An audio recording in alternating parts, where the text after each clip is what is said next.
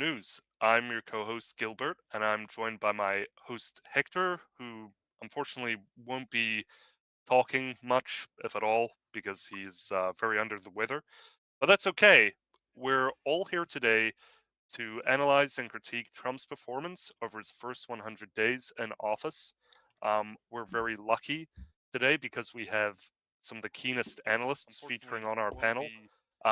This includes Jeff Nyquist and uh, uh, Victor Cameron from Intriga Tropical.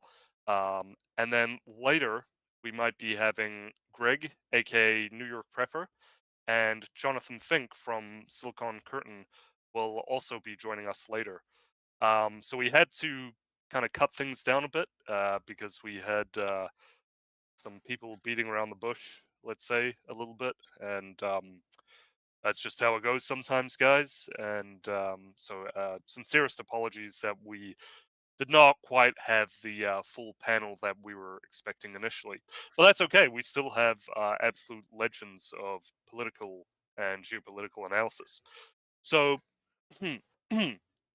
without further ado, uh, let's get into our discussion. So, as a first topic, one of the things that is really sort of alarming to me is the border and immigration problem in the United States.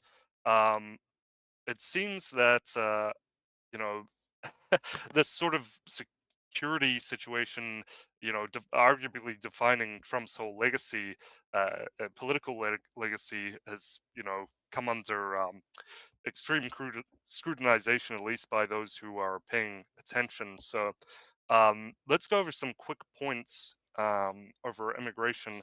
And feel free, guys, to interrupt me whenever about anything. But to start off with, I mean, let's just go over some quick key points around immigration. So, uh, Barack Obama. Oh, let's start with this. Bill Clinton had over 869,000 total removals. We had George W. Bush had over 2 million removals. Barack Obama had actually over well over 3 million um, removals, and Donald Trump, by contrast, had in his first term had over 550,000 removals. So this these deportation numbers remain significantly below his administration's stated goal of deporting 1 million immigrants annually.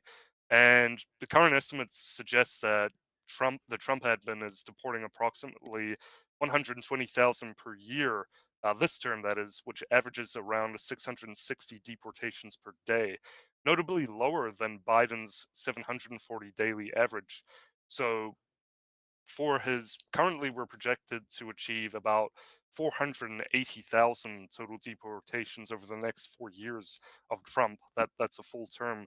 So this greatly falls short of the 1 million deportation target that we were originally promised. And yeah, that's very much shy of Obama's two Anthony terms, Albanese which was has been about 3.1 million deportations. So yeah, given the 17 injunctions, and one directly related to immigration, plus the legal hurdles, logistical constraints, and diplomatic hurdles, and repatriating people to other countries, such as Operation of Aurora, and invoking the Alien Enemies Act and the Insurrection Act. These measures have faced significant legal um, and ethical scrutiny. So, um, what what are your guys' thoughts on this? Because this is to me, this is one of the most obvious examples that something is really wrong here. And I mean, they had 4 years to at least 4 years to prepare for all the legal hurdles.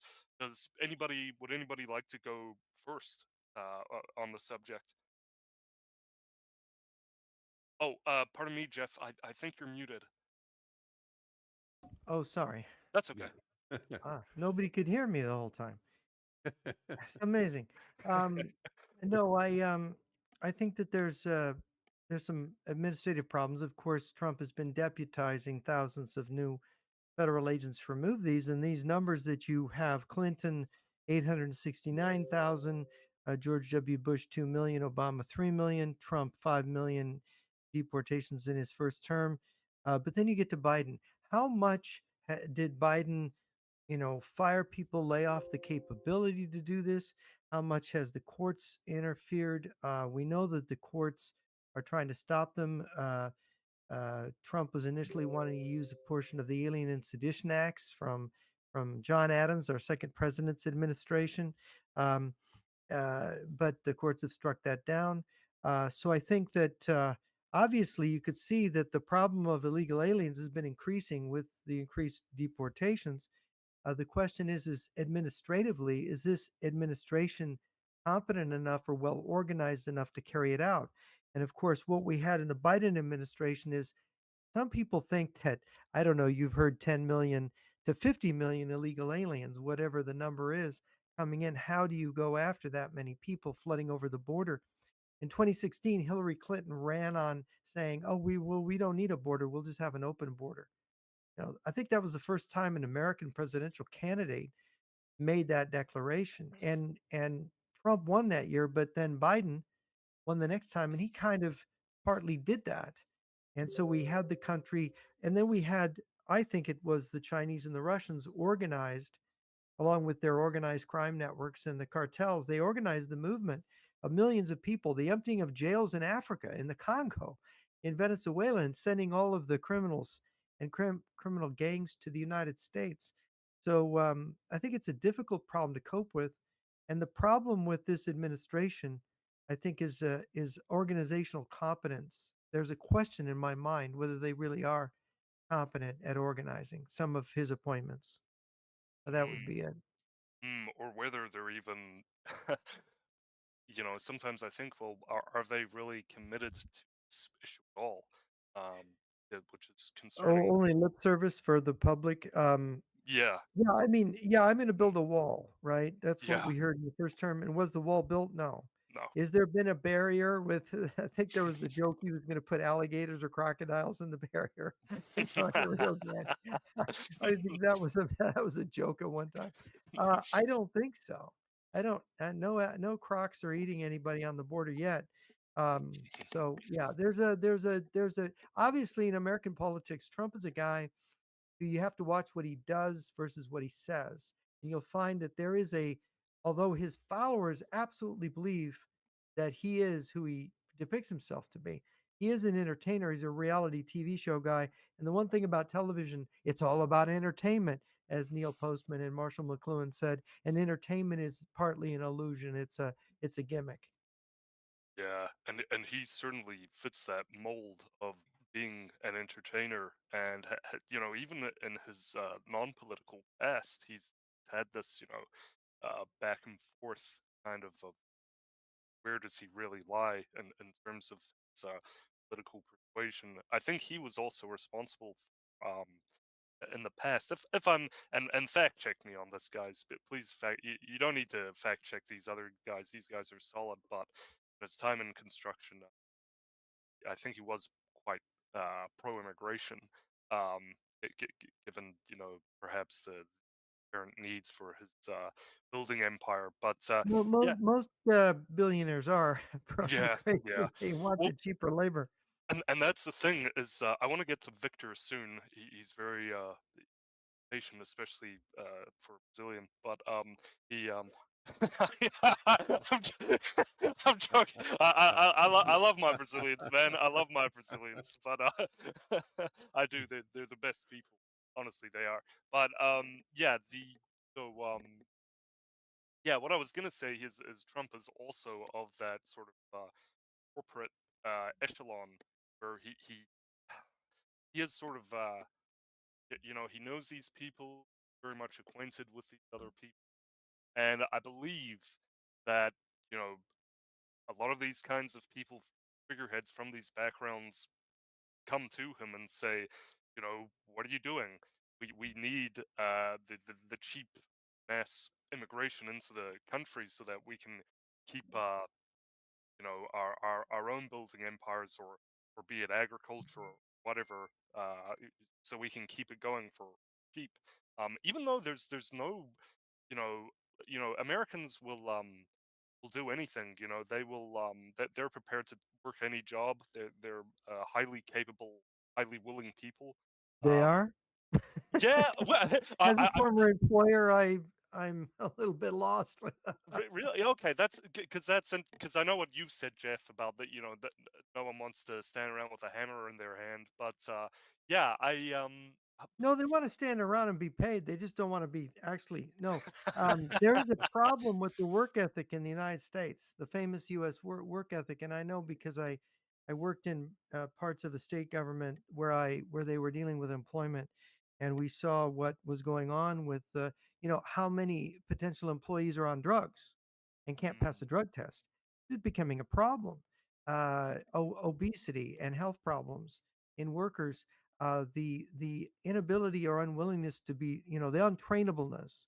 There's a certain number of ingredients that go into unemployability, and more those people who are born in the United States and are born after, let's say, 1990, uh, their their ability to stick with a job and show up on time, absenteeism's a huge problem. And so when you had a lot of legislation here, what, 15, 20 years ago, about let's make sure we have a policy that you have to hire Native Americans above foreigners. The business community was like, oh no, you can't have preferential hiring for Americans because the best employees are coming from overseas because they actually show up.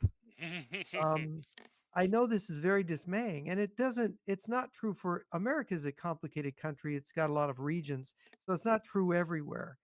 But you find the older employees are better, older Americans. You find the immigrants are better than the younger Native American, native born Americans. This is just a reality, especially in, well, I guess in blue states, I would say. Not sure about red states, but certainly in blue. interesting. And Victor, do you have anything to say about this, from your perspective?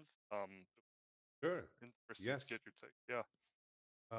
I would say first that all my analysis and commentaries, I am taking a stance first that is this: America is surrounded, and is surrounded not only physically, but one of the things that I am meditating a lot recently, it's by hearing the late Professor Olavo and basically discovering again that, hey, we are facing a 200-year-old movement, and these guys are winning and winning and winning over and over again.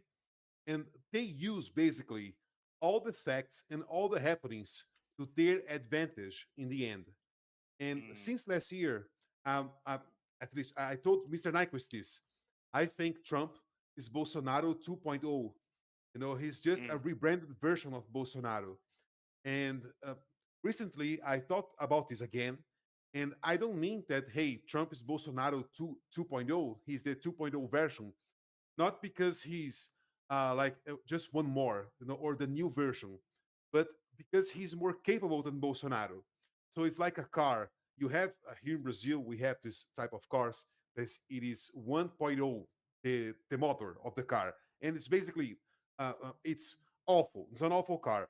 Trump is the deluxe version, so he can put some speed. He can work properly, and what I mean is this: hey, Trump can deport 20 million people. Doesn't matter. At least to me, in the end, it doesn't matter. The damage is already done. And nowadays, the warfare we have, I don't think you need like a lot of people. You just need a few groups, and they are spread all throughout the United States in land they bought, in whatever, right? In land they stole. It doesn't matter, but they are positioned. And I think America is walking into a trap. I said the last conversation I had with Mr. Nyquist was on August of last year, and I just speculated that America is about to become the biggest police state that the world has ever seen. And Trump, at least to me, Trump has already given enough evidence that this is about to happen. And one of the guys that made me believe that was when I saw Mr. Larry Ellison, you know, that guy from Oracle. And he was talking about the new technology that police was going to use. And he also said in the same speech about this new technology that police is about to use that everyone now can have their own individual mRNA vaccine, basically Mhm. done for them. And so I think that most of the subjects, they are basically, I don't mean useless because they aren't useless in the sense, but we have to discuss all these things in light of this, because Trump was elected with one agenda, exactly like Bolsonaro. But now everything is happening, and oh my God, we have to take our attention and put into this new problem and don't resolve what we were saying that we are going to resolve. At least this is my opinion. And the main thing about immigration is that how can you counter that? How can you counter millions and millions of people invading your country without police response? Will Tanner said something on the live stream we all did Mhm. when we were covering the US elections that, hey, you basically make impossible for the immigrant to live in the United States. Have we Mhm. seen any action towards that? Right. I don't Right. I don't think so. Mm. But I am seeing action towards the police state. Will Tanner said something that it even shed some light in my desperation. That I was like, hey, this is way more clever. You basically turn into impossible. Like, hey, if you are an illegal immigrant here in the United States, you can't rent, you can have a bank account, you can't have nothing. Basically, you are legally you have an impediment, a legal impediment. For you not to have those things. But we are not seeing that. We are just seeing the police state being constructed. It's a great problem that we all should take care. But it's like I voted you for that. You know. Anyway, Yeah. so Yeah. that's my 2 cents on this. No, really good points. And one of the things that you're bringing up Will Turner there, yeah, that's interesting because one of the things that would have been good is just to stop remittances from going to other countries. Like there are huge remittances that are sent over through the Indian community and the Mexican community. In fact, I think this is their kind of main reason for traveling over uh, to the U.S. to work is to send these remittances back to their families, which why they're doing it. You've got these huge outflows of money to these places, so it's not even going back or directly into the U.S. economy. So yeah, I mean something like that would be so simple, so easy to do, and there's yeah, I mean there's a whole host of things they could do to I think probably that's the most important point is that there's a whole host of things that they could do to actually deter making immigration into the United States. Uh, they could make it less attractive, basically, and kind of render it sort of useless to the global workers' revolution or something like that. So, yeah, and I mean, it just on that, it kind of really makes me think. Well, really should make everybody think. I mean, it is sort of just like one big show, really, where Trump or whoever goes up at the RNC and goes, we're gonna have mass deportations and get them out and stuff like that. And it's like, and it's just, as Jeff said, it is just lip service. It's everybody gets so excited, and we're kind of like Pavlov's dog or something. So many people are kind of entrained to fall for these things and just get excited and support these people but for something that they're not actually serious about doing. So that is yeah, it's a terrible thing. But yeah, I mean the point I guess is to look out for what Victor was saying, and what is their actual plan to the situation out in terms of actually real legal work. And I mean all these people like Elon Musk, the PayPal mafia, and it wasn't even 100 days, and like Musk, put out all these job advertisements and was supporting H-1B. And in fact, before the campaign, Trump was supporting H-1B. So I mean, this is yeah, it was such a strange thing. It's like, what are we doing? Even at the RNC, I don't really remember, other than Tom Homan and maybe like one other guy, immigration and deportations being that much of a feature of their rally cry, um, for Republican Party at least. So yeah, yeah. So interesting. Did you guys have anything more that you wanted to say about that, or Hector, did you want to say just blurt out one word? Help! Yeah, help. Yeah, that's yeah, yeah, yeah. I mean, yeah, and I mean this is the thing. Like we need like just like a really good group of lawyers or something. Really just get into the Republican Party, or get in somewhere and yeah, do It doesn't something. even need that. Hmm. We have here Mr. Nyquist, for example. You know, is how many? I don't know anyone from this administration that even quoted any of Mr. Nyquist articles or job. Nothing. Nada. It's That like, that would have disqualified them for their yeah, job. If they voted for me, they you would see, have not had a chance. yeah, Nobody's gonna touch me with that. I'm radioactive for those people. Absolutely. No. these Yeah. guys aren't serious. They aren't Mm, serious. mm, It's that it's just like it's exactly like Bolsonaro. It's for me. It's basically I am stunned most of the times to see all the perils we have with Brazil, and especially when I say to people, "Hey, the whole world's becoming Brazil, and America especially," and people say, "Oh, it's because we are more chill and we just tolerate stuff." No, it's not about that. Brazilians tolerate the wrong things. Brazilians tolerate crime, wrongdoing. It's all about this, and I dare to say that Trump, at least until now, he's a big case of nonfeasance. No, he isn't acting. He's mm, seeing all this crime and he's not acting. No, and mm, that's the mm. thing.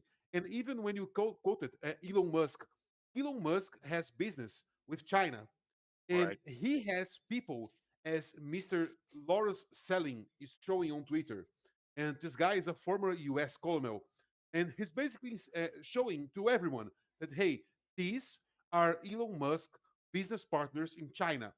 These are Elon Musk managers in China. And they are all heavily connected to the CCP. Mm, So, hey, mm, come mm, on. mm, mm. And this guy is the one who will basically clean the American institutions. Oh, come on, this is a joke. Yeah, yeah, yeah, 100%. Yeah, I mean, it's like we're all being played. Did anybody seriously? I mean, the thing is a lot of people did, and that this is kind of the election for immigration, and yet people just didn't really see it. So, I mean, uh, I don't know. I don't know. The lip service is all that's really needed to corral the masses, Well, it's but. very famous in American politics, the number I mean, look at what happened with the CDU, newly elected CDU chancellor. He ran on a promise to stop immigration into Germany, and as soon as he gets in, he revokes his promise. The thing he ran on, they got him the votes. They got him to be chancellor. Why? And it's partly economic reality, but it's economic reality in people's minds, and it's the business community. And what we have in the West, what people don't understand is we have a kind of plutocratic system. where the wealthiest people pay into the political campaigns and support the political parties, and they're the people that need this immigration.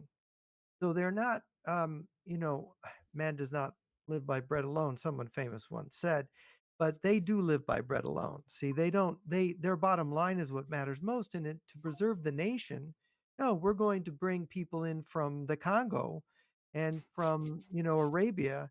We're going to bring in people and we're going to stuff Germany full of them so that in another generation, most people's first name is Mohammed in Germany. So then what happens to Germany? Well, it's gone. So the businessman doesn't care about Germany, whether he's an American businessman, he doesn't care about America. He's looking at the bottom line. Well, nobody can live that way where money's the only thing that matters. And that's the problem of the West right now is money isn't the only thing that matters. It matters. I'm not going to deny that, but your existence as a nation, as a group of people that share a common language, culture, history, that needs to be preserved because that's the basis of a stable society, of a defendable society. Mm, But you see, mm, the people in Moscow and Beijing, they're into empires. They don't care what nationalities are in China or Russia. They're going to rule them with an iron fist. Oh, you're going to go to a camp, or you're going to say what Xi Jinping says, or you're going to say what Vladimir Putin says. In fact, having people from different races and nations all together makes it easier because then they can divide and conquer them and rule them easier. That's how yeah. the empire, that's how the dictator works. Really, when you get to freedom, freedom works better in a society where everybody is part of the same tribe. Mm, Oh no, that's not freedom. That's Nazism. That's racism. No, it's just a fact of a sociological fact. mm, There's greater social trust in a society where everybody is of the same ethnic background, more social trust, and there's more of ability to everybody to get along and understand each other and not be divided on fundamental issues. Brazil's a unique country because Brazil's a country that's made out of so many different peoples, even more than America is. Maybe Victor, you could say something about this. mm, Oh yes, sir. But we have nowadays we have all the beef that America has, for example. Especially, I have never experienced that until 5 years ago. Racism, you know, blacks committing racism against myself. Like, mm, hey, you know, it was the first time that I had an experience with blacks that I was like, hey, I think these people don't like me because of my color, mm, you know, and they are judging me because of my color. And when you uh, uh, when you when you take a moment and you just observe the situation, is that this is happening in the youngsters. This is happening in the younger generation because they are digesting basically all this propaganda that comes from Europe, that comes from the United States, you know, from basically everywhere right now, even in Brazil. In Brazil, the new generation, they are being very capable in destroying this social cohesion we always had.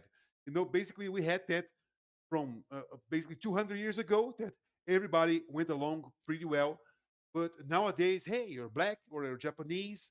So this is also being destroyed in Brazil. mm, And mm, to me, it's like it's very sad to watch this because, hey, I can't even say that I am white, you know. Oh, Victor is white. Yeah, my color is white. That's sure. But in my family, I have black people. I have, you know, people from Scotland, Spanish, Portugal, Italy. So how can I even, you know, it's mm. not about that. In our family reunion, we have Japanese, we have everyone from, it's like, hey, the UN is now making a meeting, right? Because everyone is, it's something beautiful to see. But nowadays, they are trying to sell and they are being successful in doing that, to sell prejudice. So the younger blacks, you know, black people 25 years old and below, they are all racist, you know, Mm, against whites. mm, And they are always, it's the same speech, it's the same thing, it's the mm, same narrative from the blacks in America. You know, it's the mm, same narrative. They don't even change a word. They only translate it. And it's pathetic because they translate it by Google. So you can see that they are translating, you know, these things because, hey, Brazilians don't speak like that, right? mm, We mm, don't use these mm, words or we don't use this terminology. We have other words to describe this. and you're just regurgitating this propaganda that we are receiving from everywhere, basically. Yeah, it's So even critical race theory is Mm, yes, where it sir. comes from, and mm, which is basically just a branch of Marxism. And of course, the regime in Beijing is communist, and the actual elites in Russia are still communist, even though they pretend they're not. And of course, it is the communist bloc that's activating. And Victor, your government, Lula da Silva, he's really a Marxist. I mean, the PT, the Workers' Party, is a Yes, sir. Marxist party, isn't it? Really, honestly. Yes, sir. And you have to see that Lula has already appointed two judges for the Supreme Court in this mandate recently.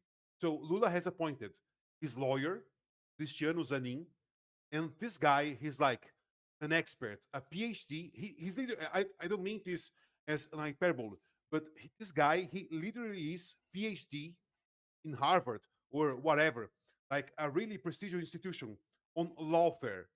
So this guy knows what he's doing.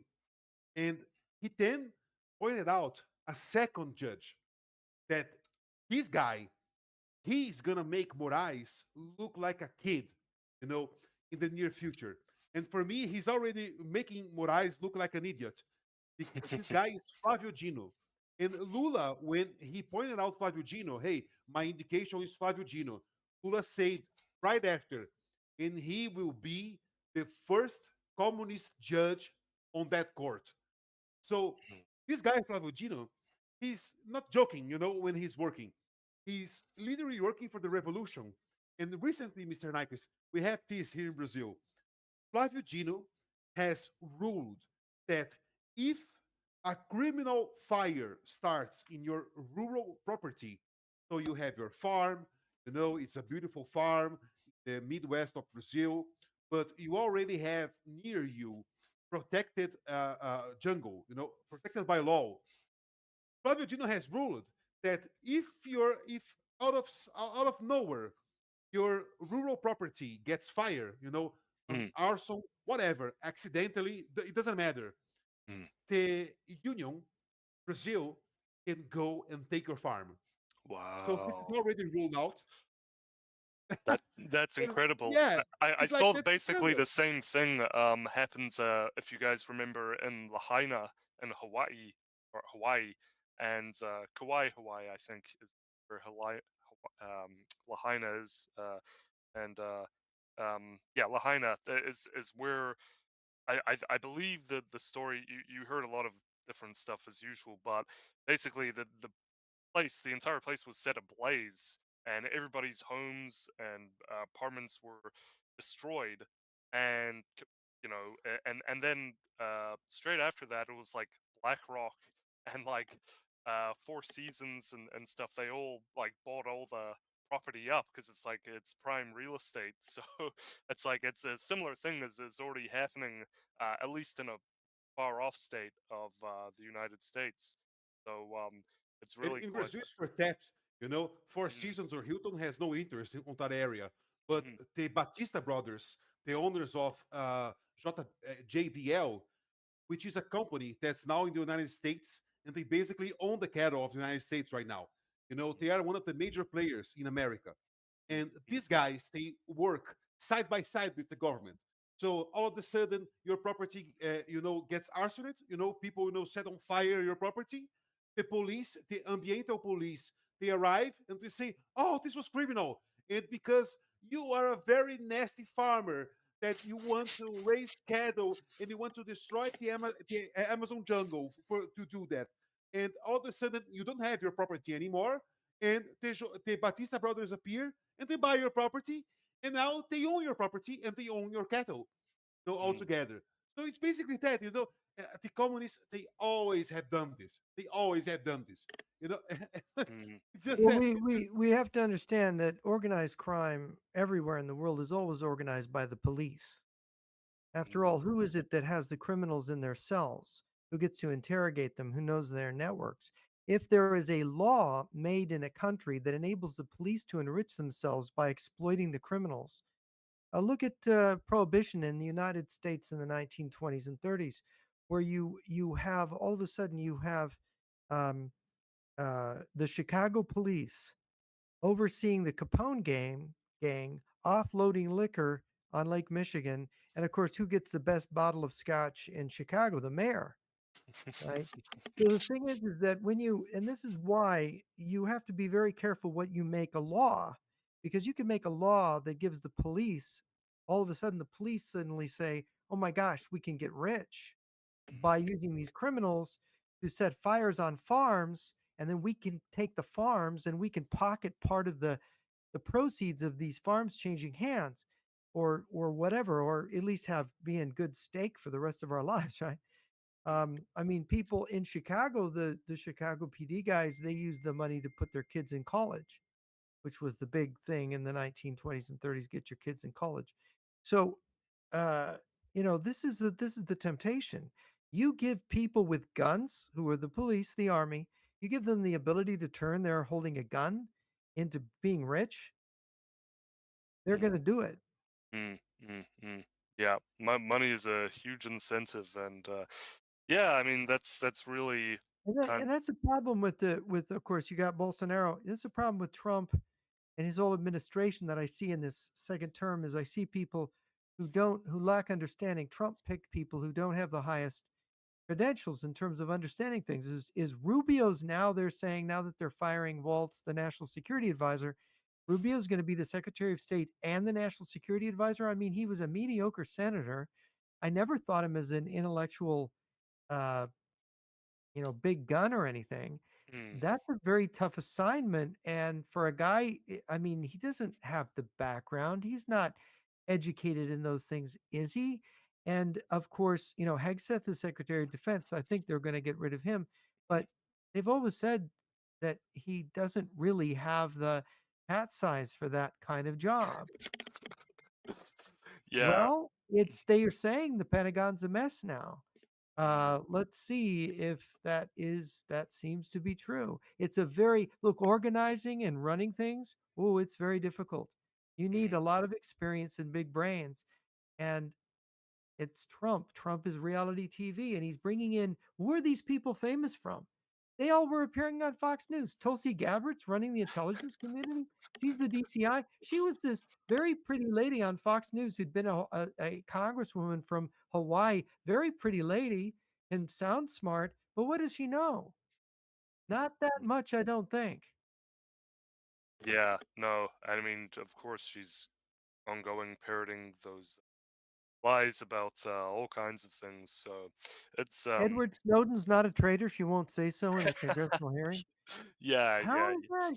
He went to Russia and he had all these secrets and there's evidence if you look at the late Edward J. Epstein's book on Snowden that Snowden was a spy at the NSA that the Russians had for a while, and his defection had to do with the fact they were starting to zero in on the fact they had a spy there because there was a defector from Russia who ran those 12 spies that we sent back to Russia. Those illegals were servicing a spy at NSA headquarters in Maryland. And that's a very interesting fact. It's not proof of anything, but it's very suggestive, as Edward J. Epstein points out. So we've got serious intelligence problems, and we've got a person in charge of intelligence who doesn't really understand who Edward Snowden was, yeah, right? precisely, And precisely. she's also Mr. Nyquist. I'm just going to say this right now. Tulsi Gabbard is one of the employees that Trump has chosen that is also quoted by Q in the community. So if you go, for example, on Q posts and you search on the archive for Tulsi Gabbard, you're going to see her name that Q has quoted her. And he was this guy, this operation was quoting this woman and Cash Patel before they were known as they are today. And this is Mm, a problem because since 2015, you have a U.S. sanction against Dugin. You have a U.S. sanction. Obama has sanctioned Dugin and his geopolitical center. And this is a problem because hey, you have people from inside the administration repeating all this gibberish, all this propaganda, and how come they are not subjected to legal liability? You understand? Because, hey, it's not that you're just saying something that we don't like. You are saying something that is sanctioned by the United States. You are defending a point that is sanctioned. And that's why I say that this draws another parallel with Bolsonaro, which is Bolsonaro, with the only difference that Bolsonaro, he was the one that signed the national security law that is now basically hunting down all his supporters and himself. And the difference is that Obama has, made the bet, and now Trump has invited the supporters. Hey, come here. Just take a nap, no problem. And I am telling you I'm telling to everybody in my channel, hey, you guys are going to have problems. You guys are going to be arrested because you guys are talking about something that is sanctioned by the U.S. government. It's not so simple, Mhm. and Yeah. Yeah, no, it's not. QAnon is a looks to be a Chinese and or Chinese Russian active measure to me. Mm. That's what it looks like, and in a very effective one. It's sort of based on the same model of Operation Trust that Dzerzhinsky and Lenin had in the 1920s. It is the idea that there's a secret group of people who are in control of America to prevent the communists from really controlling the country, and they're really in charge, and you just got to let them do the job. But the problem is that it's all fake. There is no secret group controlling everything to the benefit of American patriots. But all these MAGA people have believed in QAnon. Mm. They've believed in it. And this is the thing. When you go to Benjamin Teitelbaum's book, The War Against Eternity, which is about uh, it's about the main supporter Steve Bannon behind Trump and all of the network of wealthy people there and what their ideology is. I mean, he's Teitelbaum's going in and he's talking to him about Steve Bannon about this guy, Julius Evola. Evola, right? Mhm. He's Mm. talking about this guy. Julius Evola was in Hitler's headquarters when the Transalpine Republic was formed in Italy to fight the Allies under Hitler. Julius Evola was a lecturer at the SS. He was working with Oh the wow. Nazi SS, and this is a guy that Steve Bannon's interested in. And he meets Dugan. He has a secret meeting. Teitelbaum shows that Dugan had a secret meeting with uh, Steve Bannon in Rome, around the corner from Julius Evola's old house in November of 2018. Why? What is this about? And then you see Nick Land and Curtis Yarvin, the neo-reactionaries, and how this is kind of elements of this are visible in Michael Anton's work. He's the head of policy planning at the Trump State Department. Um, and you look at Vice President Vance and his quoting of Yarvin, and you think, what, who is Vance? Why is he quoting these things? Who is Peter Thiel? Why are these people doing this? This neo reaction, this dark enlightenment, is coming out of. I think it's coming out of Dugan's networks, and I Mm. think it's the same thing they have in Brazil with certain parts of they've. You could talk about this, Victor. They've tried to take over. They've taken over a lot of Olavo students in Brazil to make Oh. them pro-Russian, right? Yes, sir. And So this is amazing. Olavo, who all of his life was saying the communists are bad, they're working with the Russians and Chinese. You don't want them taking over Brazil. And so he creates all these students. And then all of a sudden, Dugan's networks, the Russians, these students turn pro-Russian, and now we're following Dugan. Oh my So god. how do you do that, right? You can, What? and then the changes in the Republican Party, the changes in MAGA becoming pro-Russian in a very weird way, having pro-Russian voices. So much so you have Tucker Carlson as an example of a pro-Russian voice. You have Douglas McGregor, Scott Ritter, Judge Napolitano, and of course these are famous people. They're known on TV. My mother used to love watching these people on TV, and Tucker Carlson is a shill for the Kremlin. No Mm. doubt about it. Now we can't say it any other way. He isn't. He should be a paid Kremlin agent. It's that serious. How Mm. did we get that? Yeah, and it's kind of even more serious that they're actually willing to be this overt. about their ideas. Why are they so comfortable doing this? And that's something that also bothers me to think about that. That Well, Victor, explain how Olavo's oh yeah, followers, go ahead. yeah, become pro-Russian. How? Yes. Yes, Mr. Nyquist, for me, this is also a mystery. And I have to be really honest because I was one that got, that I drank from Q and all these things. And I truly believe it. And I truly believe it. And I talked to a lot of people that, hey, Q is not something like just Operation Trust. It's way worse. It's like some of the things that Q has written, you can only have written either if you have someone on the inside or if you are that person from the inside writing, because it's just like it's too sensitive information. You just don't say these things out loud and hey, oh, that's fine. This is just a mystery, an enigma. You know that your guy's going to solve it. And it's not about that. And I had to make my own, I had to return to Olavo and listen to a lot of his classes and a lot of his true outspeaks to really discover like, hey, I am starting to defend and basically to argument in favor of, Dugin. And Olavo was the one that debated Dugin.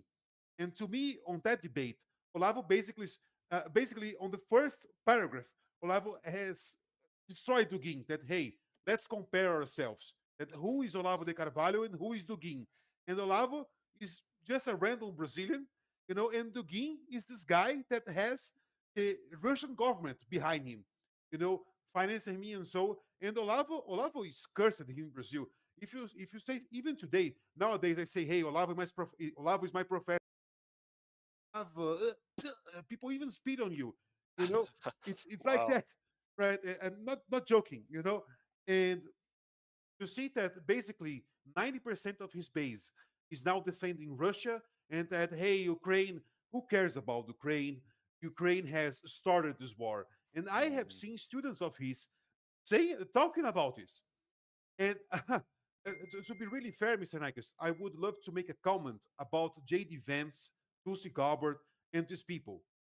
First things first, I think that guy, Cash Patel, that now runs the FBI, I think that guy has never seen a shower in his life. You know, and and not only that, it's my brother, my younger brother has made a comment that I thought was perfect. He's a very quiet and serious person. He is nothing like me, and he took a really good look in JD Vance, and he said to me, "You know why this guy is vice president?" And I said, "I don't know why, because he's exactly like José de Alencar. José de Mm. Alencar was the first vice president of Lula when Lula was president in 2002 and then 2006. Zé de Alencar was the perfect guy for being a vice president of Lula because, first, he wouldn't question anything. Second, he would play along. And third, he's a nobody. This is the most important part is that he's a nobody. But he's a nobody with connections. You see, Mm, and what are mm, JD Vance connections? But the PayPal mafia, yeah. right? And these guys, they pledge no alliance to anyone, but themselves, right? And so I think what we are seeing is that people are really dumbed down. And I think I made this analogy, sir, with you on our first or second time that we had a conversation that, hey, it's basically that. What we are living now worldwide is this, that imagine that we are a medieval castle. And so you have all, the positions of a medieval castle. We are inside the castle in the yard, just having fun. We are the party, it's democracy party. But all of a sudden, we are seeing the guard, which was supposed to be on the entrance. He's now on the stage. He's causing a mess. And very few people are asking, hey, there's no one watching the gates. No one is watching the gates right now. And the guard right there is making a mess. He's making a, I think we are about to be really surprised. because the communists, they aren't playing when they say that, hey, we are going not only conquer you, but we are going to destroy you for good. And we had recently, basically on 2022, we had La Onda Roja, or the red wave in Latin America. And all Latin America right now basically run by the Foro de São Paulo, which is the group that Lula and his party, PT, they are the bosses. Basically, they are the founders and the bosses. And they had decided that they are going to recreate the Soviet bloc in Latin America. And at the same time, you have these guys basically owning Latin America. You have the Russians and the Chinese making all the sorts of moves, in Europe and whatever, right? We have North Korean soldiers in Europe, Chinese soldiers in Europe. It's like that. Hey, we are having this conversation. It's really nice, but who's watching the gates right now? Because we have North Koreans in Europe, we have Chinese in Europe, Venezuelans, Congolese, and people don't seem to care. They only care when Zelensky says, "Hey, I need some help. Hey, NATO, can you please help?" Oh, Zelensky wants to start World War III. You know, this is so bad for us. And I Mm-hmm. don't know, Mr. Nyquist, but I think we are just a few moments before the boom. This is my honest impression, sir. Mm. Sorry, you asked me about Olavo students, and I read it about another thing. Oh, I sir, just you're I muted. just want to clarify, Victor. Somebody had the impression listening to you that you think QAnon is real, but you know that QAnon is a Russian or Chinese communist Yes, sir. operation. Yes, sir. And let me correct myself. Yes, QAnon is a Russian and is a Sino-Soviet operation. But let me say you first. It's a deception, right? It's to It's a mislead deception. people. Yes. But a lot of the stuff is real. Like, hey, this guy. Why does Q so appealing? Because he's talking about things that people can see. So we are having all the militancy from Trump attention. So they got the attention from the Trump's supporters, and they are being guided by a Sino-Soviet operation. You know? So Mm. the danger is for real. This is really dangerous. This is not a joke. Oh, QAnon is nothing. No, it's not nothing. You know, especially I even to me that 60 minutes documentary that someone says to Q on the forum, "Hey, can you make president say tiptoe shape?" And then Trump says it. Like, hey, this is not a Mm. joke for me. Yeah, and somebody listening to the broadcast thinks that when you're talking about Olavo students thinking Ukraine started the war, you don't think Ukraine started the war, right? Not at all. Right. Not at all. Right. Not even the No, biolabs. no. All my friends all the time. Oh, the biolabs and the children. And I have said to them, "Hey, I have seen all sorts of videos coming from Ukraine. Drones hunting down people, Russians firing at will, Ukrainians, fighting back. But I have never seen a video of a Russian soldier saying, the children, I'm rescuing the children." This never happened. You Yeah, know? that's true. That's true. Yeah. Well, they're doing quite the opposite when they're kidnapping them. So Yeah, so they're raping the children probably. yeah. These guys are communists. They don't care. Mm. Yeah, yeah, literal monsters. So, yeah, that's for those who may be wondering. I'll just jump in right quick. And Peter Thiel is known to have funded or supported Yarvin indirectly. They invited Yarvin to speak at events like the Thiel Fellowship and private salons, I believe, involving intellectuals in Silicon Valley. So Thiel and Yarvin share ideological sympathies around like techno-libertarianism, anti-democratic or post-liberal thought, critiques of egalitarianism and mass democracy. Yarvin's concept of a CEO-style monarchist state has influenced a lot of Thiel's thinking and network, and of course Thiel, being part of the PayPal mafia founders, that have become highly influential in Silicon Valley. Include Peter Thiel himself, Elon Musk, of course, Reid Hoffman, David Sachs, Max Levchin. So yeah, amongst these people, though Yarvin, of course, wasn't part of this company, his ideas circling very heavily in Silicon Valley during and after the 2008 financial crisis, when the tech elite began sort of thinking about these reassessing the liberal democratic order. So and of course, JD Vance has received major financial backing from Peter Thiel, um, and Vance has echoed, of course, some of Yarvin's ideas and themes, including critiques of democracy, support for a strong executive, and opposition to the administrative state.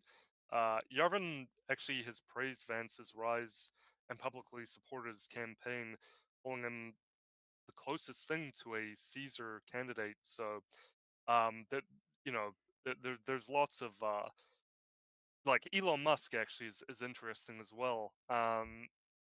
He's as long as having as well as having this indirect connection, many posts and influencers uh, like who are influenced by Yarvin, like Bronze Age pervert.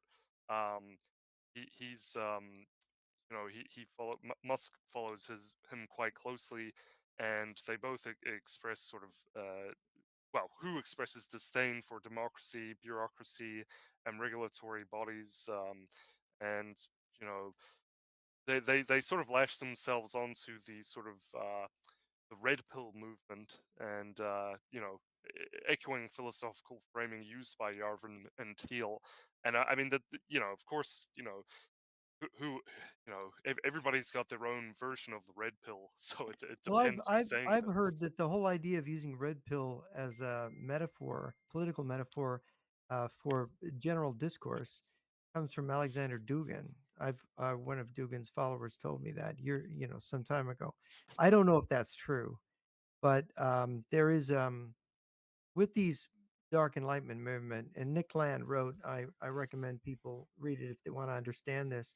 Nick Land wrote the book Dark Enlightenment. It is you are taking libertarian themes from a libertarianism that is, you got Ron Paul, who believes that the real evil in the world is Washington. The real communism is Washington, D.C.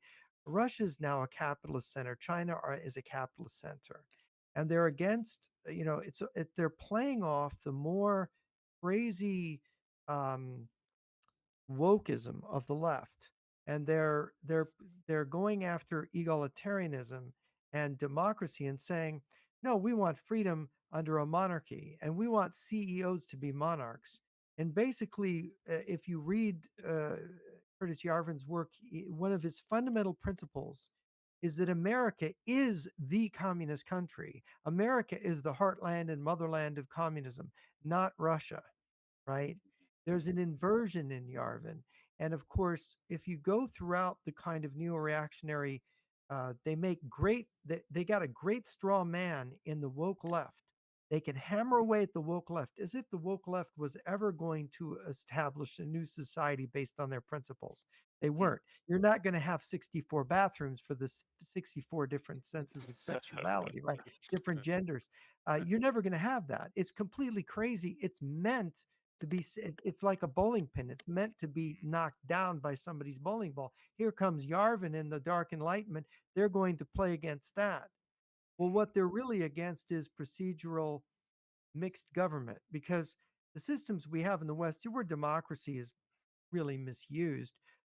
What democracy do we have in the U.S.? Every other year on a Tuesday in November, we vote. That's democracy. All the rest of the time, the people we voted for, or the administrators who are there, even unelected, are running everything. How's that democracy? It's a system ideally of checks and balances, an administrative system for governing a very complex modern society. And so democracy and equality. Where's that? Equality before the law. We all want that. So egalitarianism is really just a fiction of the left as well. And so, but they have made it such a caricature on the left that this allows this dark enlightenment, neo-reactionary movement to emerge. And then people are so sick of the left, they run to that.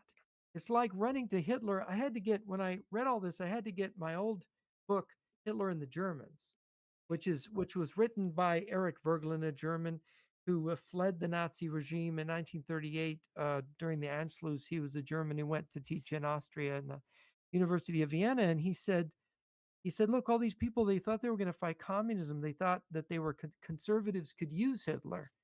Hitler ended up just stepping right over them and crushing them and making a revolutionary regime, the Nazi regime. And the reason the book is called Hitler and the Germans, but it just should be called The Germans and why they embraced Hitler, how Hitler got to have such authority and power over the German state.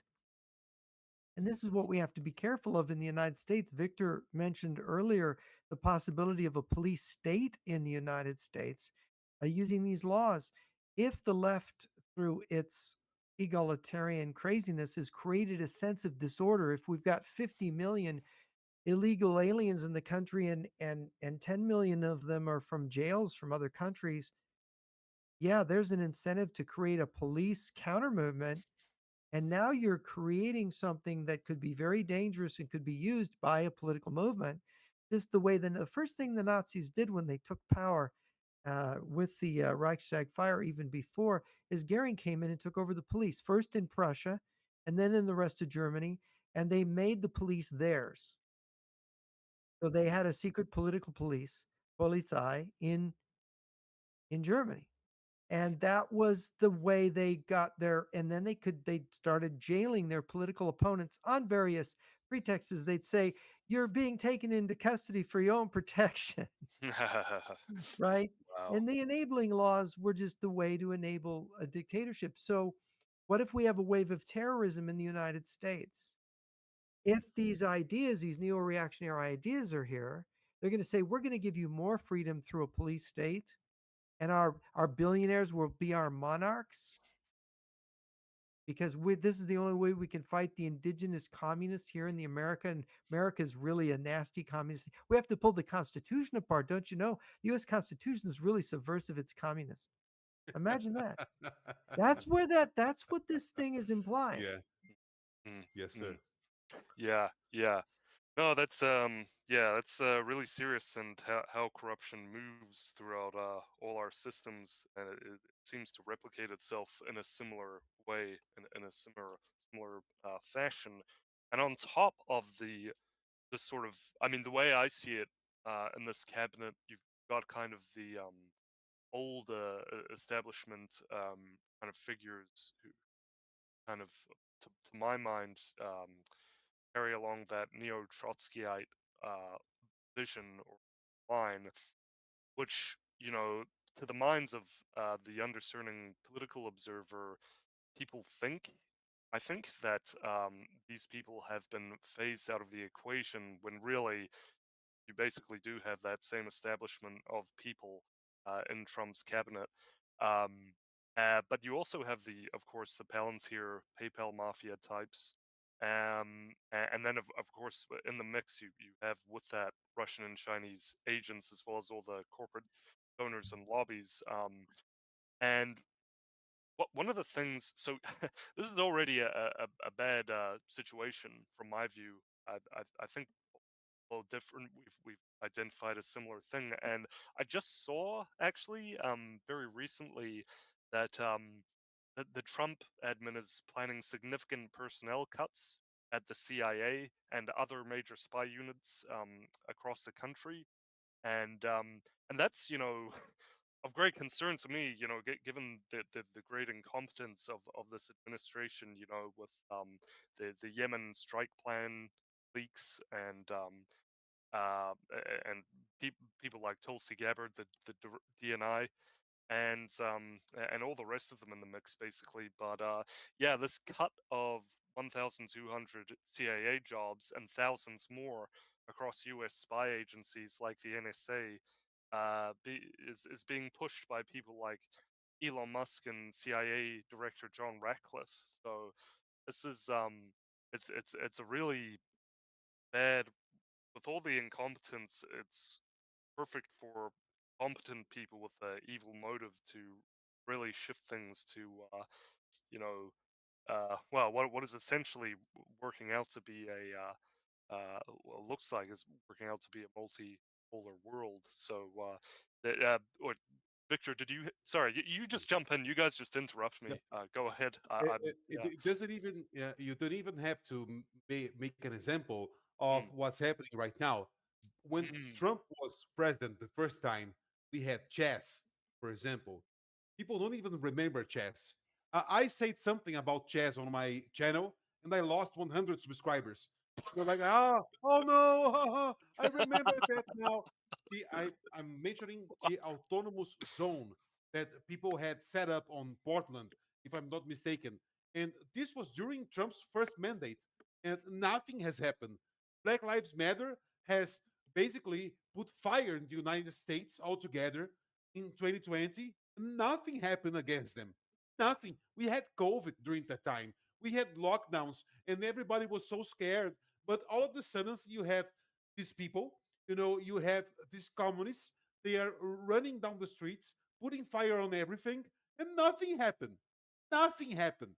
You know, mm, mm, people that got arrested on January 6th, they got something that not even the most, evil um, arsonist from Black Lives Matter caught it, judicially. What I'm trying to say here, that, hey, people committed crimes in these Black Lives Matter protests, and nothing happened to them, and we are not seeing anything about to happen with them right now. Like, hey, Trump is saying, hey, we are reviewing the time, and we are going to make these criminals responsible for their crimes. No, nothing. Something else has come up, and now we have a new problem that we need to take care about before we start you know setting up our agenda. So it's always like that. The communists, they follow their agenda, and who cares, right? The right, the so-called right, and the conservatives, they are always, oh, something new has happened. Now you really need to understand what you voted me, to resolve. I can't do it right now because I need to take care of the economy. All right, and it's a joke. It's a joke. Come on, it's a joke. Oh, mm. please, you know. Yeah, yeah. No, absolutely. Jeff, did you oh, unless we want to continue on this line, perhaps we should zoom out again and talk about the economic maneuvers that we've experienced. So what are we seeing so far? I mean, we've had these disastrous tariffs, or this strategy, or lack thereof, I should say. Um, what are your guys' thoughts on what's happening here? Because it almost seems like the way that the Trump admin has gone about this, that that we all thought that there was the intention that they were going to isolate China, and thereby also isolating Russia economically, and pull our allies closer into its own economic zone to sort of combat BRICS, and this alliance that was already there but is sort of solidifying its efforts. But in actuality, what really happened is that it seems like the U.S. has really lashed China very, very much, very hard. But it seems like in doing so that it's isolated itself at the same time and paid real cost. And it seems like everybody has had their economies frozen, and they've had to adjust. And people can't really make heads or tails of what's going on right now. And yeah, it's so interesting. It's almost like well, we'll get into that later, but yeah, I think the world is still reeling from that event. I just wanted to know, what do you guys think about this? You guys have any thoughts? Yeah. Well, and look, this tariff thing, it's very destructive of the Western alliance as a trading system as well as a military alliance. And when Trump announces tariffs against Europe and Canada, he is, and when he threatens the sovereignty of Canada and Greenland, which is a Danish territory, when he does that, he basically guarantees that the left is going to win the elections. Well, they just won the elections in Canada and are going to win the election in Australia. So he's helping the left objectively.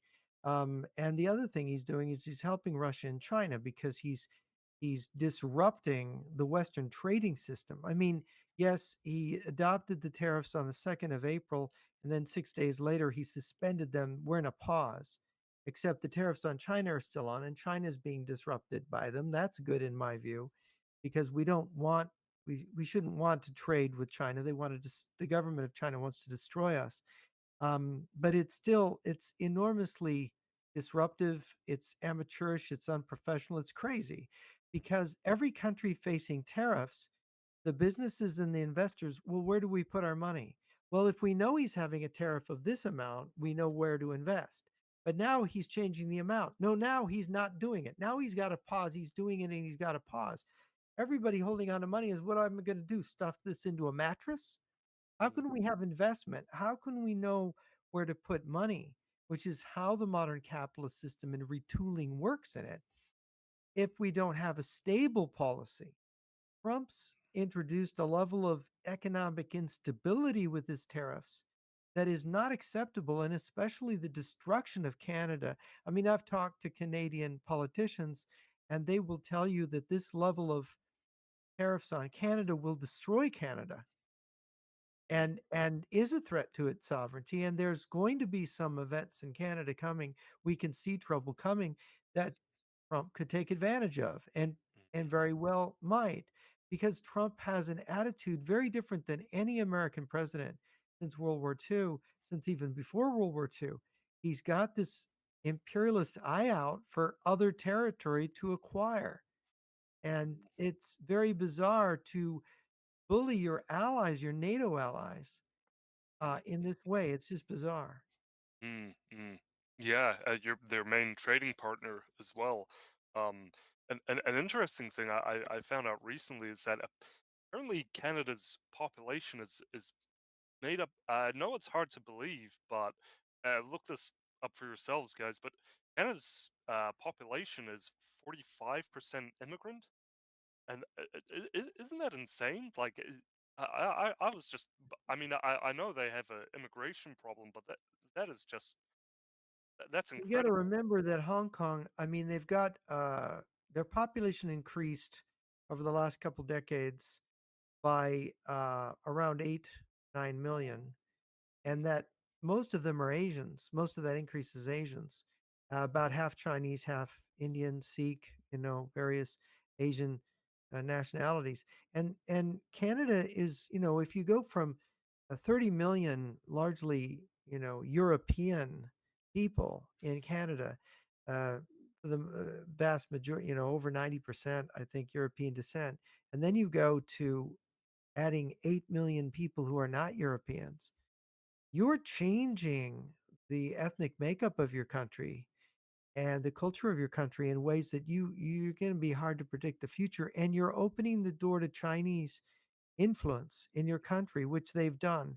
And in 1997, there was a joint study by the Canadian Royal Mounted Police and the CSIS, the Canadian CIA, saying China is trying to take over Canada through this immigration out of Hong Kong, and they're using triads, organized crime that has actual treaties with the People's Liberation Army intelligence and the Chinese, secret police intelligence, and they're going to be laundering enormous amounts of money and acquiring the ability to bribe politicians.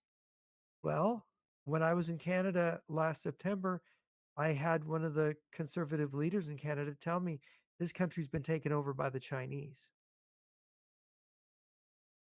Very ominous. That's crazy. Yeah. Um, it's yeah. I mean, And that might you have been reversed with this election, by the way. Mm, Conservatives were going to win this. They were, I mm, remember this Canadian politician. We're at a conservative club in Toronto. He said every one of these people think they're going to win the next election. He said, I got news for you. They're not going to win it. Well, isn't it funny that Trump was the guy that enabled the left to win? mm. Yeah, It's yeah, scary. So yeah. is Trump Mr. Magoo? He's just blindly walking around doing all this damage, but he Mm, somehow comes through unscathed. You know mm. that cartoon, Mr. Magoo? It's probably Yeah. too old, but I, maybe I I I know. you know it. know. Yeah, the I old, have the funny seen when I old. was a child. Yeah, I know perfect. Man, "Ah, Magoo, you've done it again." And he walks through a construction yard and things are falling and crashing around him and he's unscathed. It's total disaster. But Trump somehow he does this, he's like blindly navigating. He doesn't know anything, but he somehow has an instinct. So he gets through it so far. Mm, That's what we see in the first 100 days.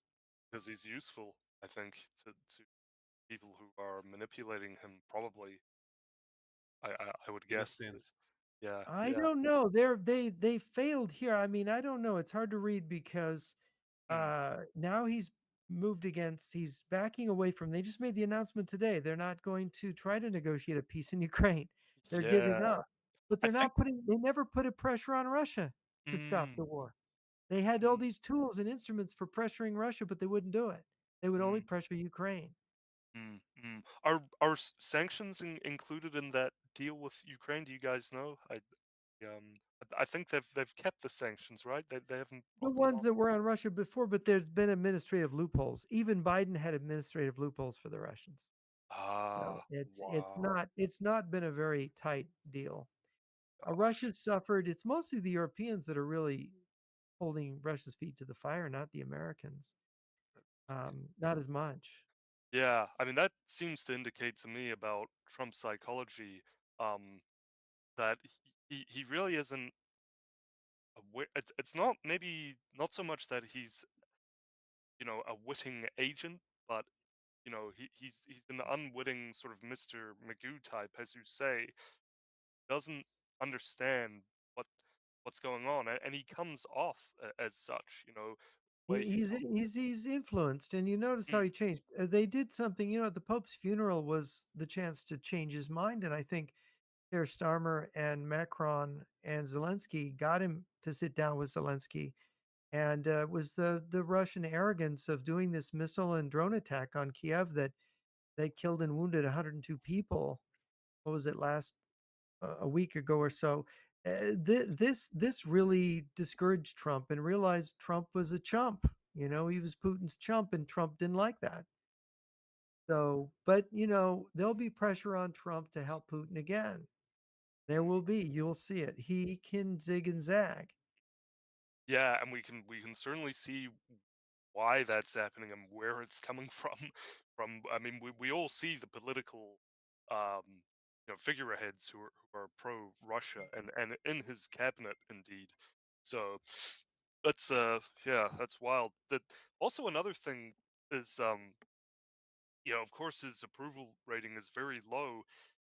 How's this going to impact the midterms? I mean, it seems like he's just, again, like Canada, like Australia, he's just going to hand the House and the Senate over to the Democrats totally. And then what will America be after that? Is uh, quite Brazil. It will Brazil. be like Brazil. Oh, we Brazil. can do anything. We can do anything. I'm so sorry. We can do anything. We have the opposition in the house right now, so we can do anything. It will be the same term of Brazil. Mm, And just a little short commentary about these tariffs. When I saw the tariffs going up against China, for example, and then he said, "Oh, Brazil has a 10% fee, to trade with America." The very next second, I thought about this. mm, Okay, so the Chinese companies, they are now going to export to Brazil, and Brazil will export to America. And this is exactly what happened because 1 week or basically 2 weeks after Trump has announced it, the first tariffs, we had this news that, hey, America is now launching teams all over the world. So the United States president is sending teams of people to everywhere in the world to negotiate, saying that, hey, you can do it. You can do this. you can't. China can't export to you, and they take advantage that your tariff is lower than theirs, so they are going to export to you with no taxes, no tariffs whatsoever, and then they will only pay 10% here using a company from Gibraltar, from Brazil, from whatever, right? And so it's like anyone that knows about business was saying that, hey, this is ridiculous. You know, here in Brazil, we had this conversation. I had this conversation with intelligent people here in Brazil, all right? And all these guys were saying that, hey, Russia and China will start using proxies to export to America. So this is ridiculous. You just it's already is some sort of communist flirt. You know, Trump's Mm, flirting with communism because you see, has this impeded the Chinese and the Russians to export to the U.S.? Not at all. They are using proxies right now. But oh, hey, proxies is fine. You know, legally it's fine. So whatever, right? So you see, it's just a theater for God's sake. It's just a theater. And Olafo, when I see when I watch Trump right now, I always remember of two quotes of Olavo. One is that there's nothing else that a communist loves more than a bourgeois who thinks he's from aristocracy, and this is the case for Trump. And another thing, uh, which I forgot, you know, it's just I forgot it. I'm sorry, but that's okay. Yeah, uh, yeah, yeah. okay, I will remember in a bit. All right, it's just brain damage from the drugs and by living in Brazil. Okay, so I'm sorry, but it's on the tip of my tongue right now, and I don't remember. Forget it. Okay, I'm It's okay. sorry. It's okay. Excuse me, Yeah, guys. it happens to me all the time. Yeah, yeah. By Yeah. the way, Iran is now being bombed. Oh, Oh, what? It by the started. U.S. Yeah. Oh, There's a Yeah, power plant that just blew up. The Iranian air defenses are activated. I don't know whether it's Israel or us that are bombing them. So I just got the news. oh, oh Yeah. How many power plants? Sorry, I just had to unmute myself. One so far has been obliterated. I don't know if that's a nuclear one. I can tell you the name of it if I can pronounce it. The Karaj power plant has been exploded. oh. So you can look that up. People can see is that a nuclear power plant? I don't know. But it is Saturday, the favorite day to attack on the weekend. You know, yeah, security is a little laxer on the weekends. Yeah, But look at sorry, sorry. yeah, yeah. You were gonna say, Jeff? I cut you Of off. course, there it's already Sunday by now, right? A Not quite, large maybe not fire. yet. It's really late there at night. Yeah. But yeah, this is the thing about look, the concern. I had a concern as far as Trump bombing Iran, and then Vance. To my surprise, Vance, Tulsi Gabbard, and Hegseth talked Trump out of bombing Iran, at least temporarily. And the thing is that the bombing Iran might not be so smart because are you really going to destroy Iran's nuclear weapons? Since we have information that Russia has actually shipped nuclear weapons into Iran, and Iran has conducted nuclear tests. There was an atypical earthquake right on the 6th of April. It was a underground nuclear test, right, in Iran. Um, and I think there's been two others. I think there was just another one. Um, but it's the thing is that this alarms people. Of course, crazy people have had nuclear. Mao had nuclear weapons. Stalin had nuclear weapons. What's Little Rocket Man has nuclear weapons. I mean, what difference does it make if one more crazy set of people have nuclear weapons? If we bomb them, we could create a war in the Middle East right now that could help the Russians win in Ukraine and allow the Chinese cover to start an offensive in the Pacific. We have to be careful because right now we're weak. The Oh. Trump isn't really pushing to build our military back up. He said, nuclear weapon, we don't need to renew our nuclear ICBM. Oh, yes, we do. Mm, Because that is, according to the Russians, the nuclear rocket weapon is the decisive weapon of the next war. Oh, really? Oh, we really need that? Yeah, I think you do. mm, mm, mm. Yeah, and he is. Yeah, he hasn't been reinvigorating the so-called military-industrial complex that Not apparently, really. No. yeah. So, No, that's another. Yeah. And people automatically think, oh, we elect a Republican, we're going to get that. I don't see that. And when I talk to military people and talk about, well, what is really the positive change? They're lowering what was it? They're lowering the number of the U.S. Army just by the staff changes we can see now.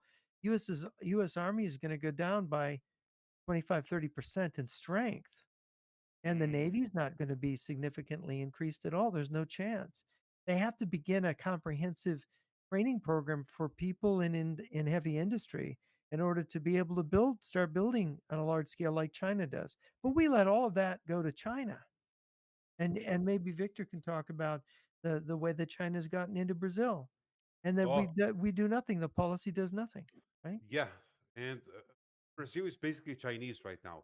So I was talking about this in the show called Além da Imaginação, which is a show that I host on the Weintraub channel, and it's called Farol da Liberdade. It's me and another friend, and I was basically saying that hey, the new São Paulo elite, they are all Chinese.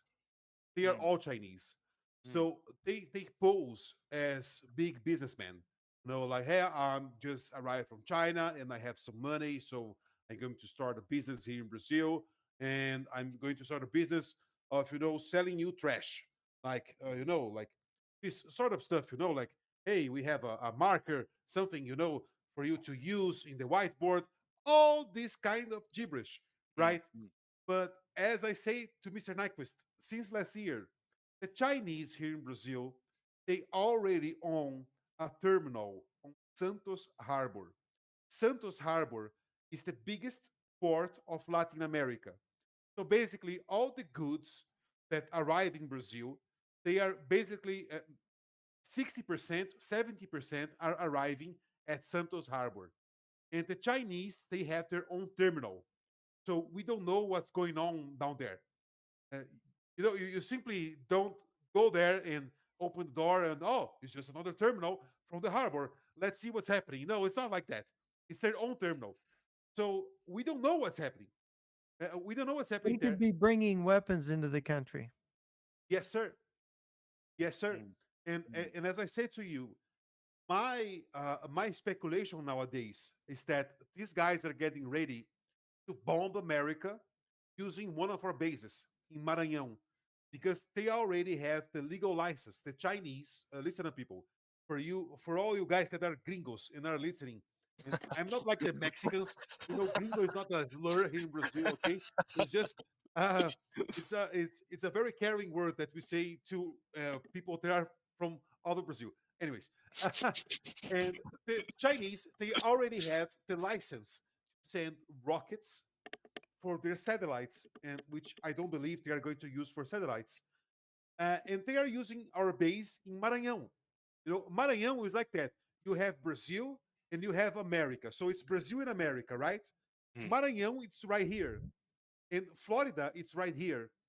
So you have a rocket base, really near Florida. It's mm, like 2,000 kilometers maximum, something like that. mm, So it's ridiculous. And the Chinese, they are not only owning the downtown of Sao Paulo, but they are also owning and operating their farms on our Midwest. I have my sensei, my karate sensei. He is from a state that is very near São Paulo. So we have the Brazil map here. So São Paulo is right here, and mhm, my sensei is right above. It's 900 kilometers from my mm, town, and he said to me 2 years ago. You see, so much time now, and he said to me 2 years ago, Dick, all my neighbors are Chinese. Only my family and the karate master. We held our grounds here in Inocencia, in my city. All of the others, they are either Chinese, they have leased their land to the Chinese, or the Chinese had bought their land.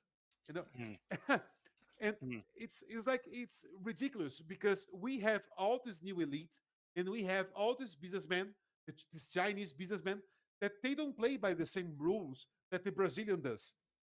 So if the Chinese wants to bring in goods from China without paying any taxes, they can do that. And they are doing that.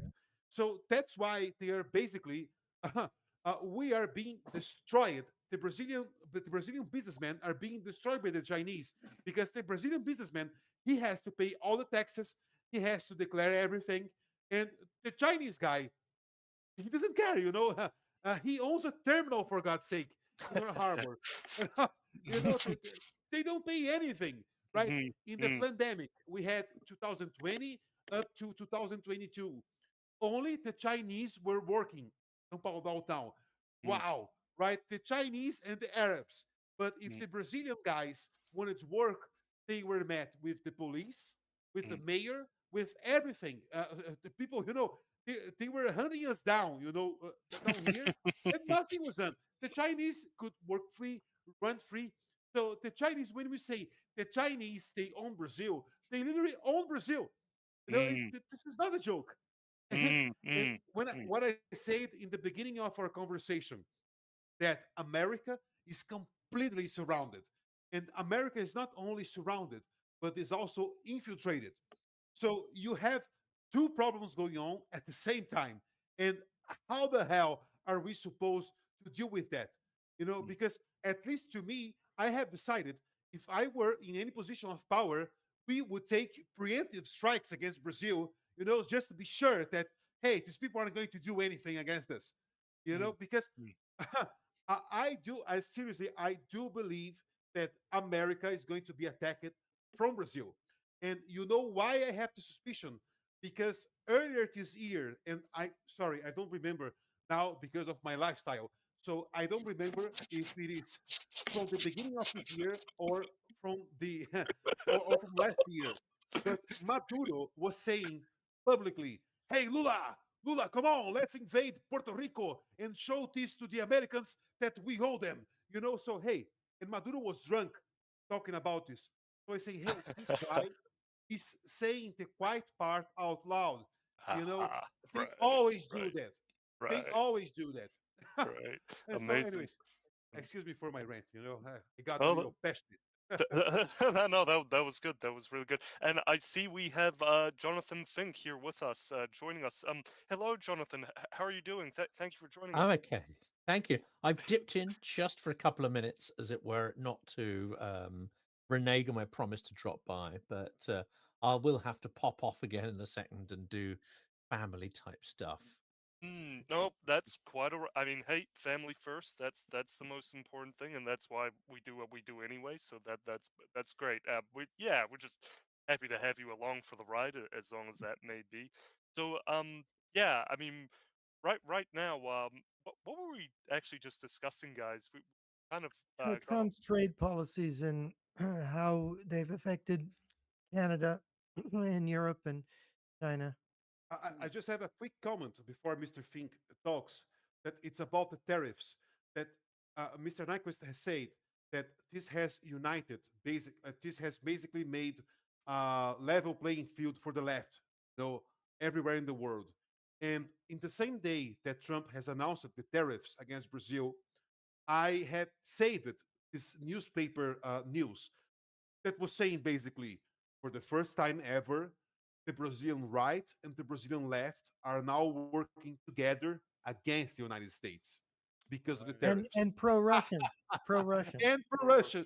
Yeah. So, That's the I just interesting. laughed out Yeah, loud, like, hey, this yeah. is ridiculous. Yeah. Well, same Is with that another America. country Jeff and I can't visit now? Is that a Yes, yes, that's true. I've Yeah. been to Brazil. It's wonderful. The food, the barbecue, the meat, the sushi, everything fabulous. But yeah, the thought of not being able to visit. I mean, I've now ticked off Austria and reliably informed that's not safe. Slovakia, Hungary, they're obviously out. Hey, I'm never going back to Russia again. But also US, people have said, we were planning to do some events in the US, and people are saying, yeah, you might not really want to do that right now. Hmm. Mm. Yeah, interesting. So it's even gotten that bad. And yeah, I mean, you say that that's sort of the political dynamic happening in Brazil. It seems to be happening everywhere, no matter which a political affiliation or country or whatever. This. And Trump has contributed to this. Oh yeah, oh yeah, that's right. That's the amazing thing. And yep, and the Tucker Carlsons and all the other strange weirdo people. So yeah, did you have any thoughts on that, Jonathan? Um, This is the interesting one because, of course, it also coincides with a lot of debate about, oh, look, Trump said something ever so slightly mean about Putin, or he seems to be changing. This is eternal, let's say, normalization or attempt to rationalize what we're seeing. There's an attempt to say, okay, well, my moral standpoint is that Ukraine is right, the war is unambiguous, etc., etc. Therefore, Trump must eventually come round. The people around him must eventually come round to that moral, rational point of view from our point of view, from our standpoint. There's no absolute requirement for him to do so, and I think it's very unlikely that he will.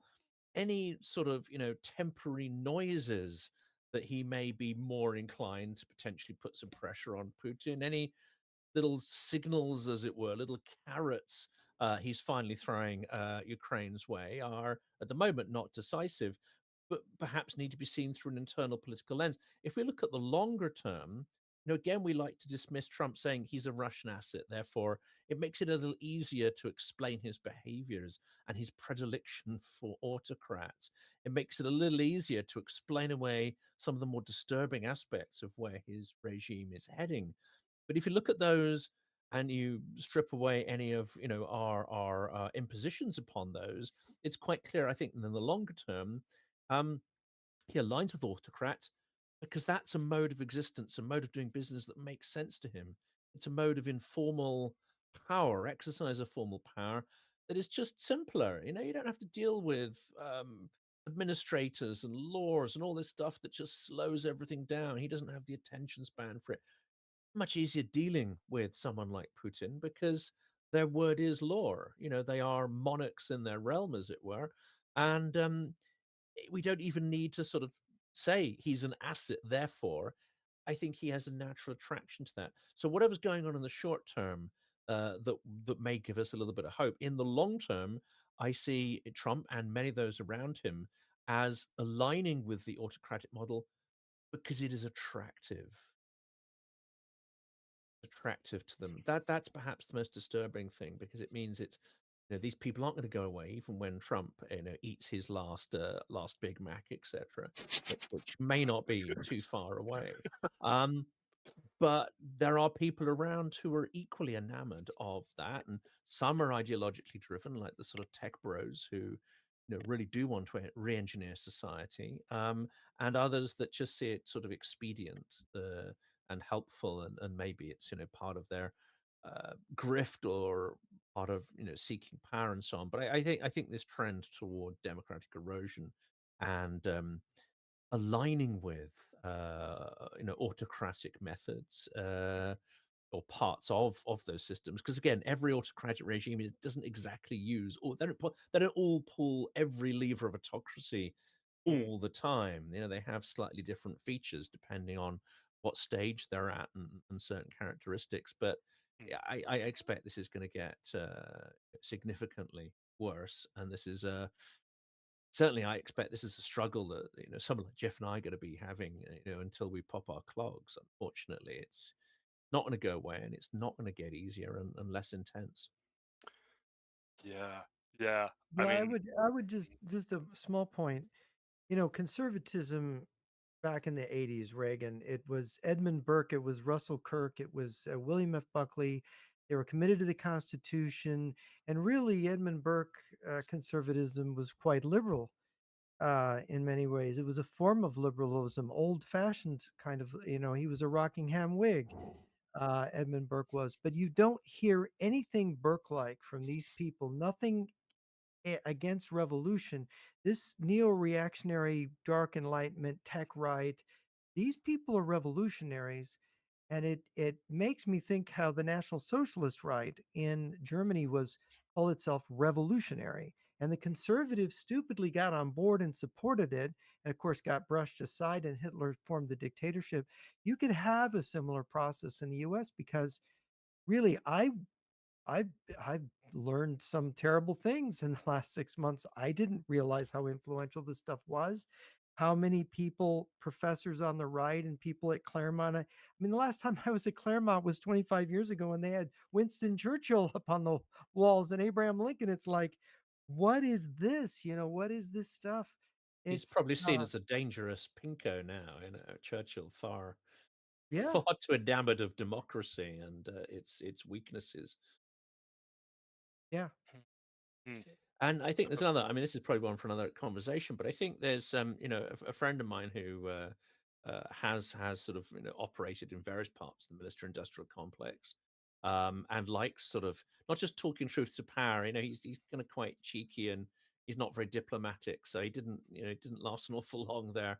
But he says that actually, Ukraine is seen as a bit of a sideshow. It's this thing going on, and yeah, you have to take it seriously. You have to be seen taking it seriously, but actually, the real show is artificial general intelligence, Hmm. and that's the superpower race that I think is obsessing a lot of people. And I think part of this autocratic slide, at least those who try to rationalize it or latch on to some kind of ideology behind it, quite apart from the sort of grifters and those who are simply interested in power. Um, when you look at the sort of the sort of tech pro side, I think they look at this and they say, well, if this is inevitable and if much of the human population is not going to be engaged in doing what they're currently doing, and you can somehow have ownership over huge swathes of the economy, which are going to be automated through AI, and you also find yourself in a race between essentially two superpowers, because Russia's it's not in this race. They have no real autonomous AI capability. They don't have the wealth, the expertise, or anything to be part of this race.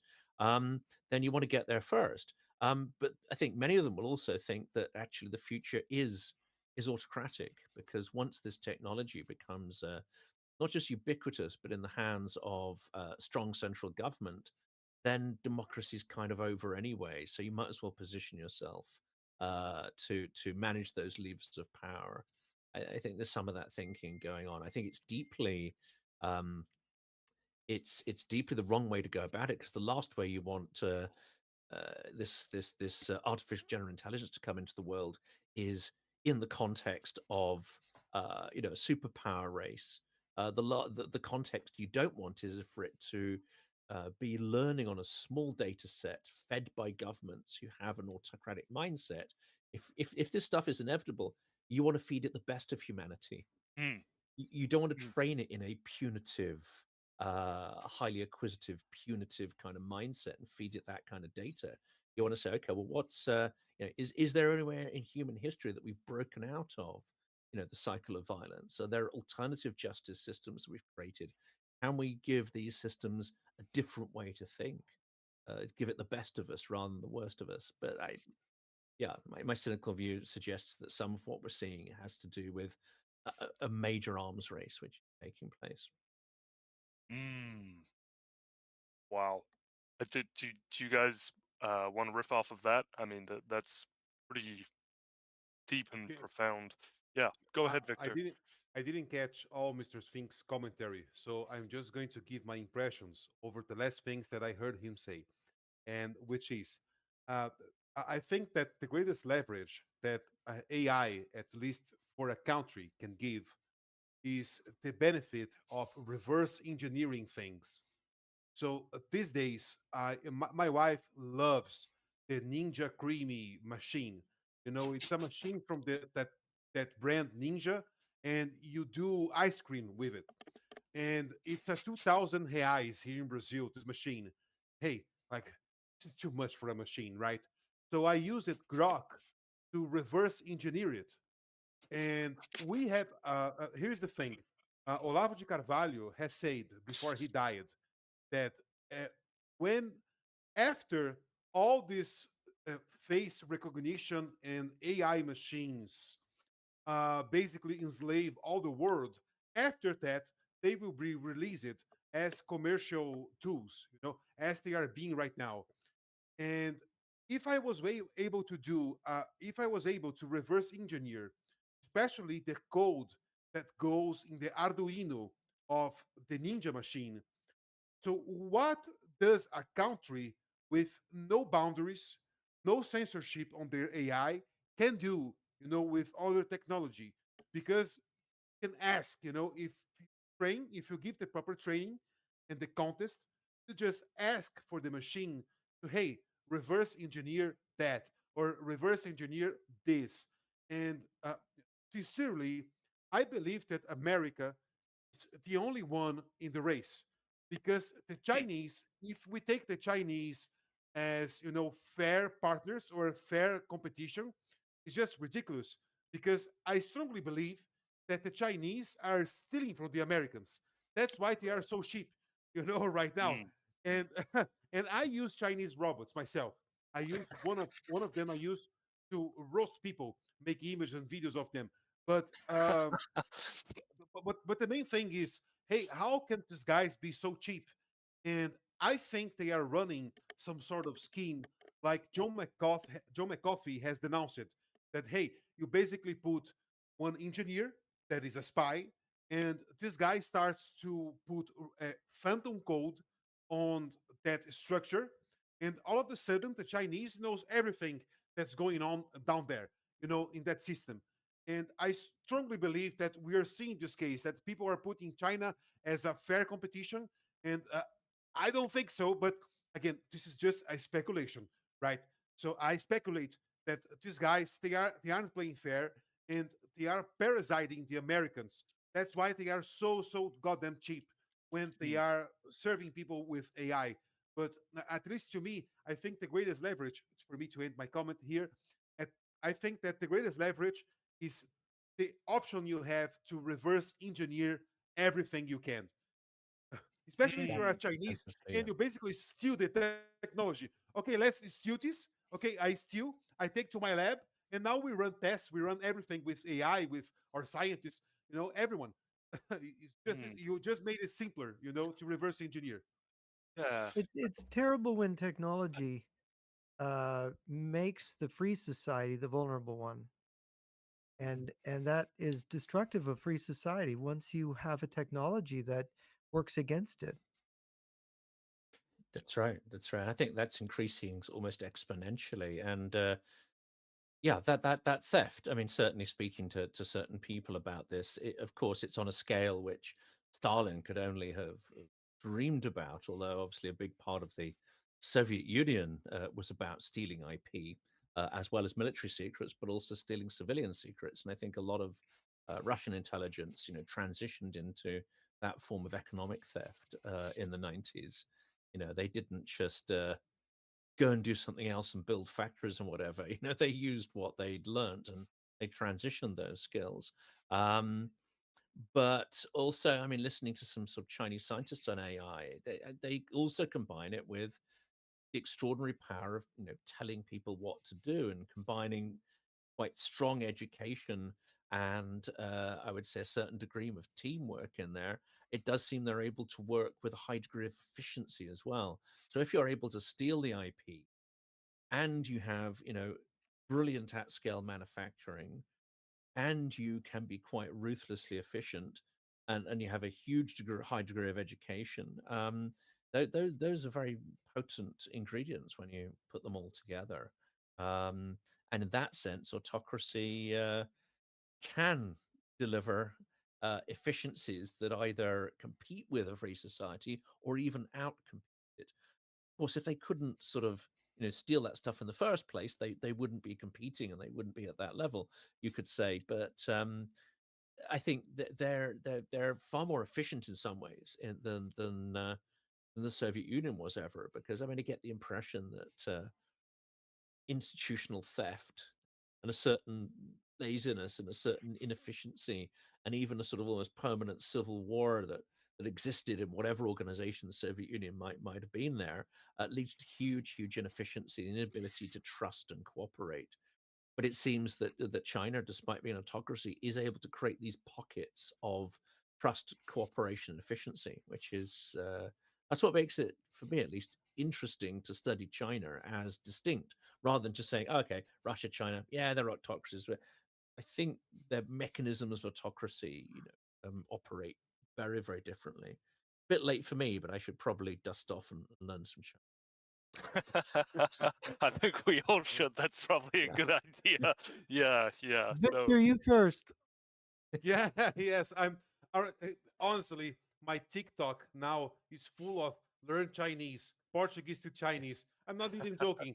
I learned, and I'm feeling, the Brazilian vibe right now, and it's best for me to learn Chinese because if I live here, for example, if I live here, my condo, and I walk 500 meters, I'll be inside a Chinese market.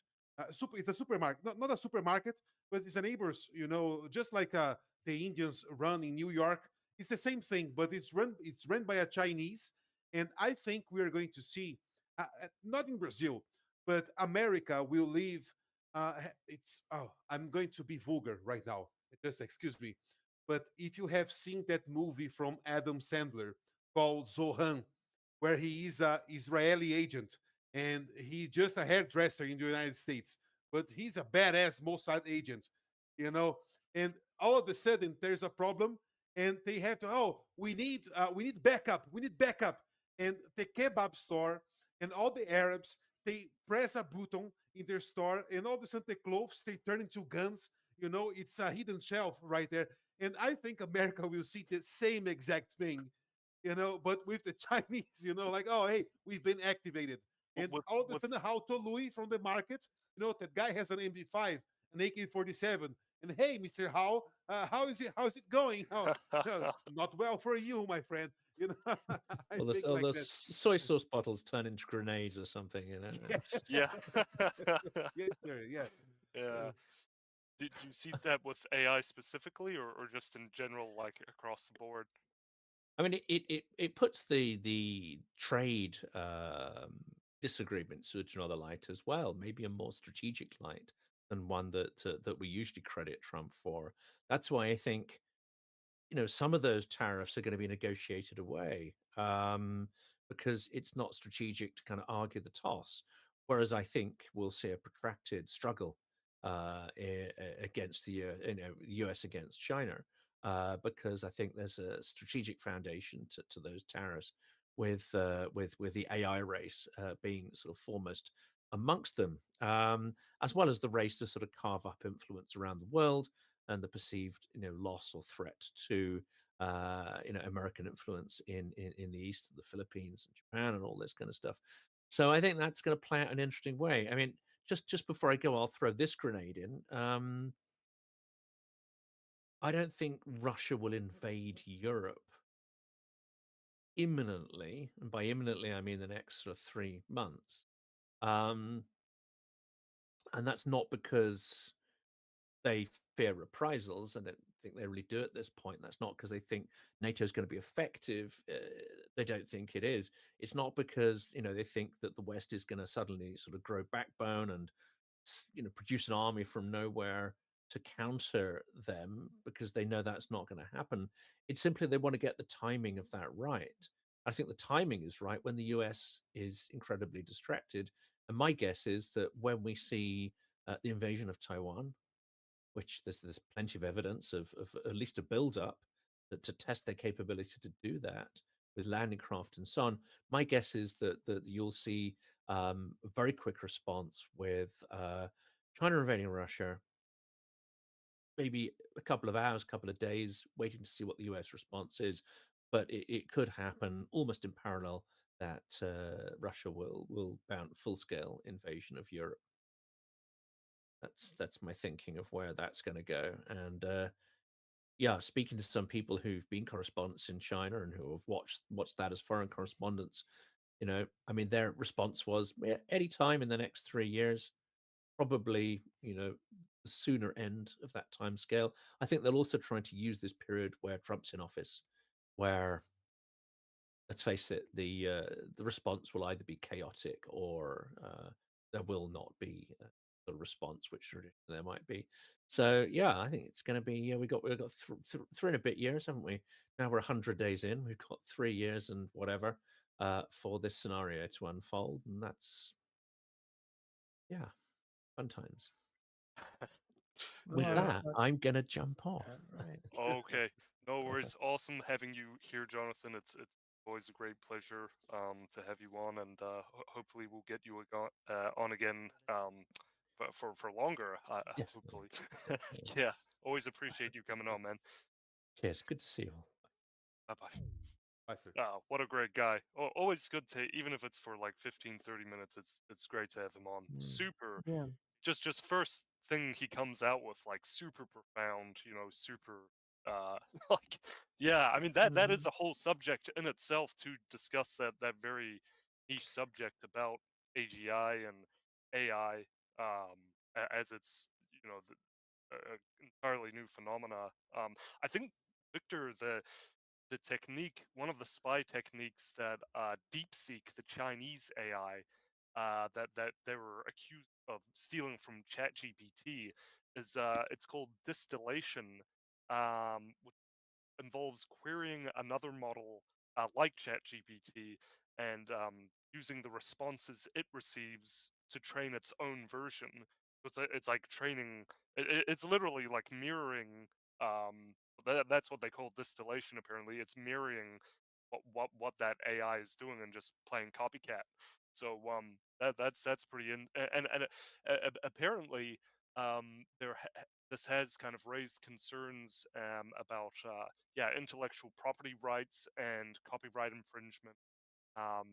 But yeah, it's certainly fueled the debate. People are very suspicious of that. But what it was remarkable how similar. People noticed it was kind of like a poorer version of ChatGPT. That is DeepSeek. But yeah, so yeah, that is. We'll see what how far this Elon Musk PayPal mafia endeavor goes. We'll have to keep a close eye on that because that is one way they siphon those technologies to well. I think these guys, the PayPal mafia, they are just like the cattle mafia here in Brazil. Uh, in Brazil, you had the infrastructure guys, so you have guys that they are contractors, and you have these farmers. They aren't farmers, they are businessmen that own cattle. Let's put like that, because a farmer, it implies that the guy lives, in his rural property, and it's not the case with the Batista brothers. But all I see is that guys are literally becoming Brazil, because you don't have that elite that we have, meaning that we have a more simple elite in charge of our government. They are not even in charge, but they are the friends of the regime. And when you have the PayPal mafia, the sugar you coat with it, it's basically that, hey, these guys, they aren't like those in Brazil, that they are just friends with the regime, but they are giving services for the regime. I mean, the PayPal mafia. You see that guy, Larry Ellison. Larry Ellison has appeared on national television in the first days of Trump, and he said something about the smart cameras all the policemen will start to use in the United States.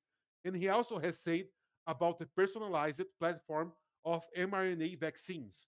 So, and this wasn't very great news with Trump supporters. So they took Mr. Edison and they put him on the shelf, like, hey, Mr. Edison, please don't appear anymore. But this guy, he's still conducting business. He is still, setting up the infrastructure of the police state that the Americans are going to leave. And even worse, you have the so-called Operation Warp Speed, who has shown the world this new technology, this gene editing technology. And now people are saying, oh, if Mr. Kennedy, Robert Kennedy, is head of health, now we are going to see something happening against these guys, and nothing is happening. He's basically chasing down people Hey, enough with the food dyes. Okay, no more red 40. Who cares about your fruit lopes? You're 40 years old. Stop eating that shit. You know, it's ridiculous, right? But I have a friend who is a nurse in New York. And sorry, she doesn't live in New York anymore, but she was a nurse in New York, and now she's just a lawyer for nurses. And she was basically uh, she was basically harassing Mr. Kennedy on his Twitter, saying, "Okay, Kennedy, I understand food dyes are pretty bad, but what about the vaccine mandates we have for nurses? Mm, Because if you are a nurse, for you to get hired, you have to subject yourself to a lot of these new vaccines, which is a problem. And he he's basically ignoring all the nurses that are begging him, Mr. Kennedy, please revoke this mandate. Please, it's enough. We can't take this no more. But he's ignoring them, and he's now at the point of silencing the most vocal nurses that are saying that, hey, Mr. Kennedy isn't doing anything. So it's just like Trump. It's exactly like the rest of the administration. He can't be serious about it.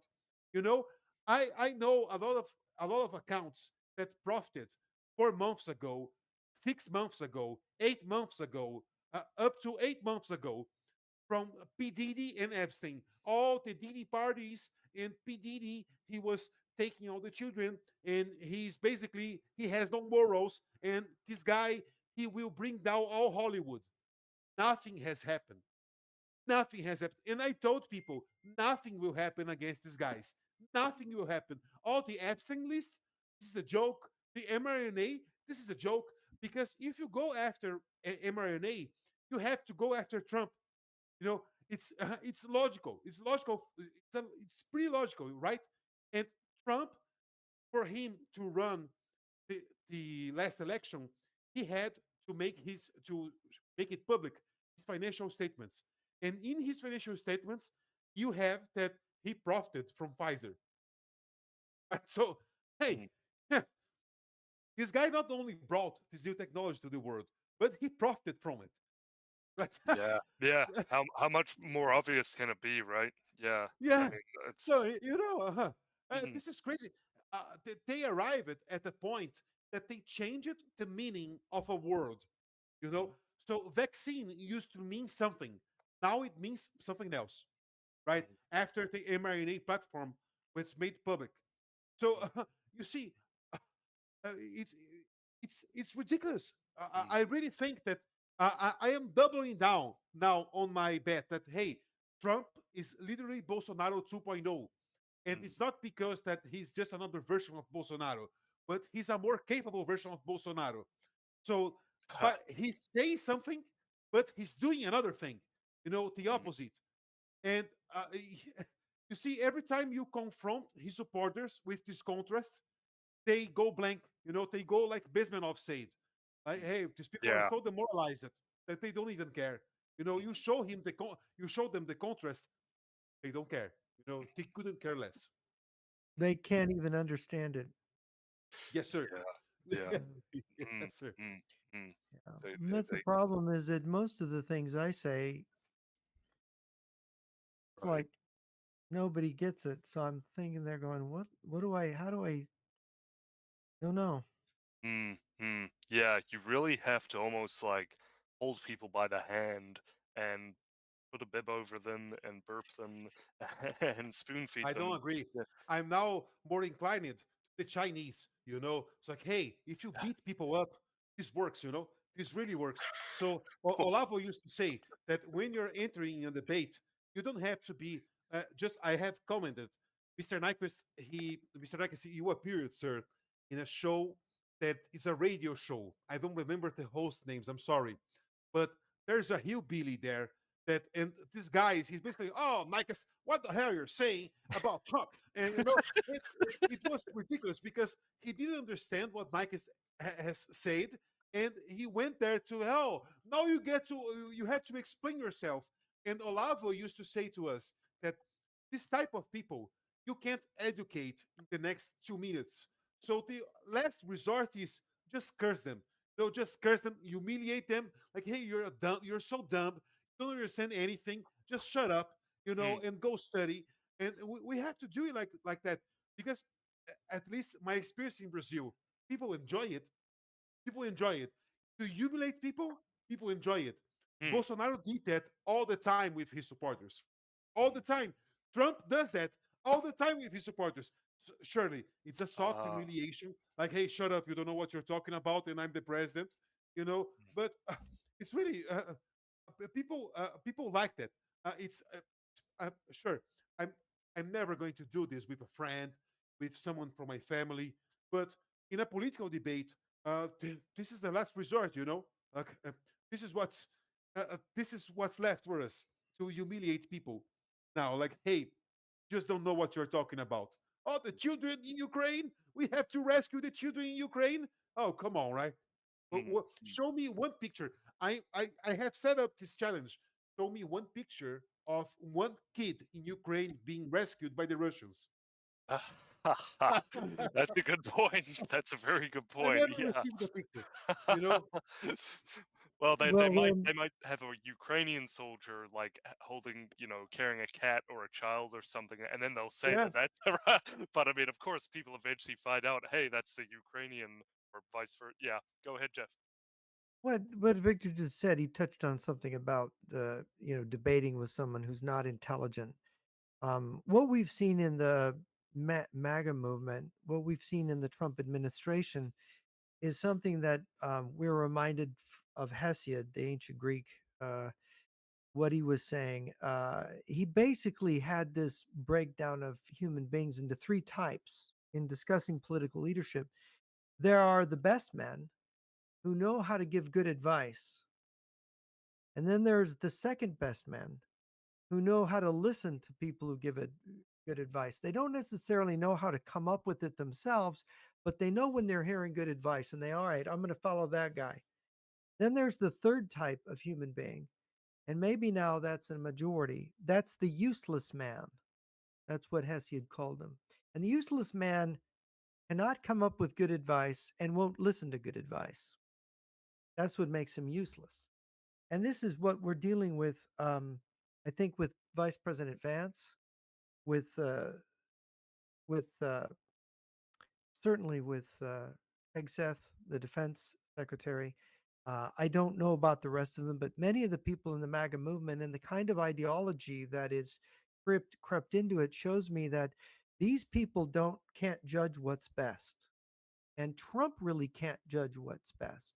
He can maybe judge what's best from an entertainment point of view, from being an entertainer or reality TV president, but he really doesn't know. And he's sort of, like I said, Mr. Magoo, he's feeling around, and maybe if he feels something sharp or hot, he'll pull his hand away.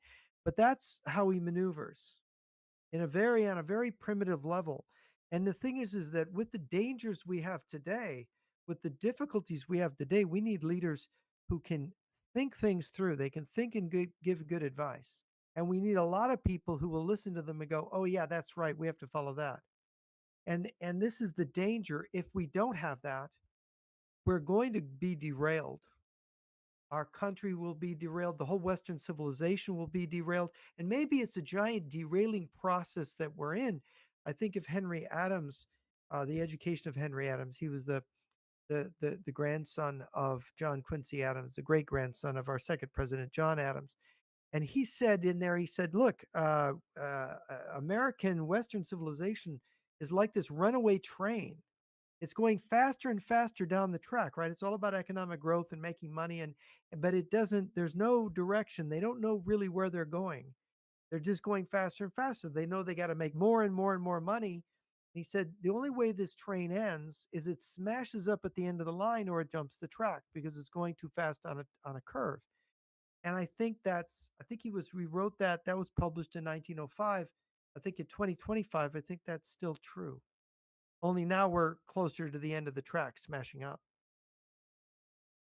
And I think the Trump administration may be a symptom, like the Biden administration. Look, we had a president who was literally senile. I mean, he was Magoo. Mm. He'd fall down, he'd fall off the stage, So we've got two different kinds of Mr. Magoo in the White House as president. And I don't. It doesn't get. I mean, look, back to back. These are our presidents, and our other choice was Hillary Clinton. She's just like she's like a monster, in a female body. And so this is what we've got. And I mean, I'm not exaggerating, and so when you look at Europe, and it's like the best that they've got is Keir Starmer and Macron and Tusk and uh, I don't, and then you look at the Russians and Chinese, and this is what my theory, the race to the bottom theory is. Xi Jinping, did you read his little book? He tries to do his own little version of Mao's red book.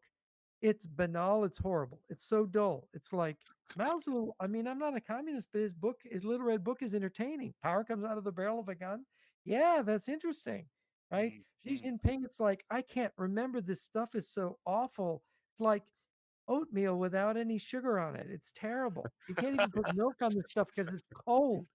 There's nothing you can do about it. And then Vladimir Putin, his hat size is too small to keep up with Stalin. He's not going to be a Stalin. He's not even the little Andropov. Well, maybe he's little, but he's not Andropov, right? There's no way. And the thing is that all the smart people died somehow. And they left it to these people because they were pleasing to their superiors. They could mimic loyalty. This is famously what Putin did to get into power. And Xi Jinping, who's a large man as opposed to Putin being a small man, I mean, the people in Iowa that met him said, "How did he get to be the leader of China? He didn't seem too smart when he was here." And that, I think that's the race to the bottom. They've all got nuclear weapons. They're all in charge of really big countries, and they're not as bright as their people that 100 years ago were in their place. This Well, drama, Mr. Nyquist, that you just said, uh, one of the things is Olavo used to say it is all the time that Olavo means the survivor. This is the meaning of the name Olavo. And he used to say that he was the bridge between the old Brazil and the new Brazil. So these new Brazilians, they can understand that, hey, the old Brazil wasn't like that. And these personalities, they would have all been crushed in the daily life because, hey, they are pathetic, right? And to me, what adds to the strategy is that you have all the MAGA supporters, not all, right? But not all at all, but some and a great majority saying that there is Trump, Putin, and Xi Jinping fighting the deep state to liberate the people and the children, right? So it's like my younger brother even said, "Do they know that Xi Jinping and Putin they are the deep state in their countries?" You know, and I was, yeah, this yeah, is the basic, right? This is the basics of this stuff. yeah. And to me, Mr. Nyquist, I remember what I was going to say that Olavo used two quotes, right? One was that there's nothing more that a communist loves more than a bourgeois who thinks he's from aristocracy. And the second one is that the last battle will happen between communists and former communists who defected against the movement. And I strongly believe that because, at least in Brazil, when I'm talking to people, and I was 12 years ago, 2013, I was being arrested as a black bloc uh, by our police. Now, and I was arrested in a protest, in a major protest that happened here in Brazil in the Independence Day. And let me tell you something. When I say to people that, hey, the leftists, they are way more organized than you guys.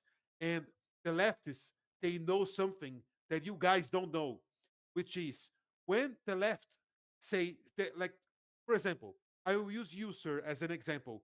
If you were a communist, if you were a leftist, people would be begging for hear Nyquist. I need to hear what Nyquist thinks about this. I need to hear because why? Because Nyquist is one of our intellectuals. And here in the other side, you have all these hillbillies, and I mean no disrespect for people who live in rural areas, it's just a term. We have all the so-called conservatives basically, sir, shitting on you, humiliating you, like, hey, who's Nyquist, right? Oh, Nyquist, I haven't even heard about him. Is he a millionaire? Oh, he isn't a millionaire. Oh, what? Ben Shapiro is a millionaire, right? So Yeah. it's just pathetic, And hey, leftists, they don't work that way. And the leftists, they understand something that the conservative movement doesn't get, that you guys are all revolutionaries. So when I was arrested, one thing that I understood pretty well was I am a revolutionary. And my position as an ex-student is to bring the revolution to life in my view, in my world, which is this student and university stuff, right? And the guy which is located, for example, there's a leftist in the bank or in the financial system or whatever, right? In whatever position in society, he understands perfectly that he works for the revolution. And the conservative, it's just a joke. For him, it's just ideology. For the left, it's all about power. And Yeah. the way that they treat their intellectuals, it's so goddamn different from what the so-called right and the conservatives does. Because let me be honest, Mr. Nikes. If I was, for example, if I was in the position of Trump, like, hey, I'm not Trump, but I am very close to the president, I would, at least I would have bring your name in a meeting and said, hey, we need to listen to this guy. At least just bring him here and let him talk. Whatever. We don't need to have an agenda with him or anything. Just asking questions. Just asking questions. And not only that, they are preferring to listen to, as you said, Marco Rubio and Olavo. I was listening to Olavo the other day, and he made a comment about Marco Rubio. And it's a 10, 15 years old comment. And it's so actual. Like, hey, he said exactly what you say, sir, that Marco Rubio is a nobody. Like, hey, this guy, it's expressionless, right? He's a nobody. So this is sad, sir. This is really sad because me as a Brazilian, and I am not a role model for anything, just for things that you shouldn't do.